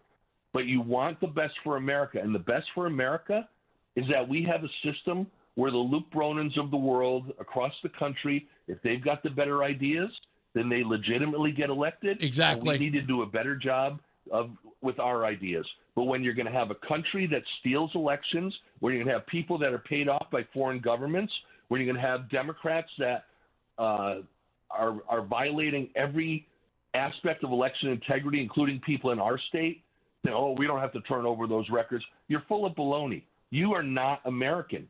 And things are going to be very different after tomorrow night. And I hope that he goes to the networks and tells them, you are all covering this. Let me play because this. I don't want it to just be on Fox News. Let me play this for you because I know you saw this. I didn't see you post it, but I know you saw this. Her name is, Alyssa Slotkin. She was speaking at some event where she was talking about the Save America Act. And this is from Breitbart. And I want to play this for you because this dovetails into what you're talking about. And it's so brilliant because, again, the Luke Bronins are going to have to come up with good ideas in order to be elected. But listen to this. The other thing that we blocked yesterday was the SAVE Act, right? Which was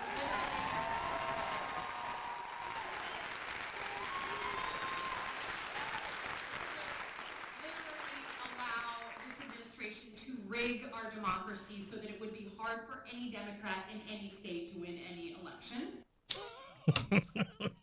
She flat out admitted it, that the SAVE Act would make it difficult for any Democrat to win any election in the United States.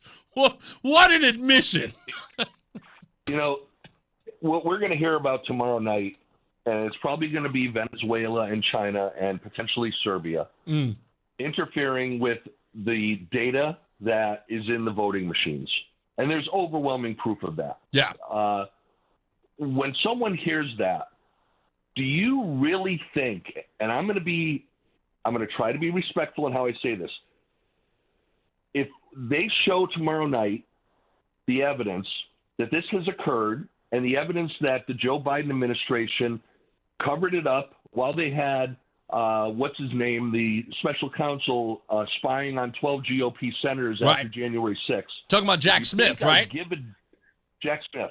If you think I give a damn that it's inconvenient for you because you're a divorced woman to go fix that so that way you can vote while other countries are screwing with our numbers. Yeah, man. I don't give a damn about you. You can go to rot in hell as far as I'm concerned. I would put it to this way. Like I said, if you're a divorced woman, November's a couple of months away. Go get that straightened out now. Oh, they're all over Facebook saying, oh, do you not realize how difficult it is? It's disenfranchising. Okay. Well, now when we figure out, or we're told that Venezuela through Smartmatic and China potentially, and Serbia was mixing with votes on satellites. When we hear that, I don't care that it's inconvenient for you. You are either an American or you are not. If you're not, get the hell out. Yeah, I agree, boss. Hey, like I said, these women need to get off their smartphones and get down to whatever agency to fix their divorce records. Yeah. You know, get them now. Yeah, inconvenient. Exactly, because democracy is at stake. You're not going to... They'll love it when millions of Chinese who were born in birthing factories in the United States are voting in our elections from Shanghai. No doubt. And basically determining everything because they're such constitutional wizards. That's why I really think after tomorrow, things have to change in this country. I couldn't agree. I can't wait to see what the evidence is. If indeed it is, it's displayed. Thank you, Simsbury. I appreciate you, boss. Thank you very much. You got it. Simsbury Joe, ladies and gentlemen. Damn, that's a pretty big show today. You know what? I thank you all. Mark from West Hartford is Mark Walsh Reports. Don't forget to check him out on X. And he's covering that story in West Hartford with the Portobello restaurant. And get more details on it. It's nasty. And I want to thank Barbara Fair and Luke Bronin for coming on the program today. Tomorrow, I don't think I have anybody scheduled. Let me just double check. I'm going to look at my calendar before we get out of here. Yeah, I feel like I had everybody today, right? No, we don't have anybody scheduled today, but Thursday, we've got Peter Lamage. He's going to be here on Thursday. And then Friday, we've got Mike Grosso, who I just met for the first time, I think, just the other day. Saturday or Sunday, I just met him, but he's going to be also here in the studio. So stand by for that. It's time for me to get up out of here. As I always say, radio is free, so we thank you for paying attention. Remember to keep JC in your hearts and in your mind. Sean Patrick, we love you and we miss you. Remember that panic is not planning, so plan your work and work your plan. Me, I'm Reese on the radio. You have a good night and a pleasant tomorrow. We'll see you back here at 2 p.m. Don't be late. Opening monologue. All right. I love you. Mark Christopher's out, so we got Tom O'Hanlon filling in. He's in the BPS Lawyers Traffic Center. Night, y'all. I'm Tom O'Hanlon from the BPS Lawyers Traffic Center. On the eastbound side of 84, we're easing up nicely from West Hartford into Hartford. We still have some traffic going up through Parkville, feeding into Hartford. And the westbound side of 84 from Route 2 over to and across the river, we've got traffic going west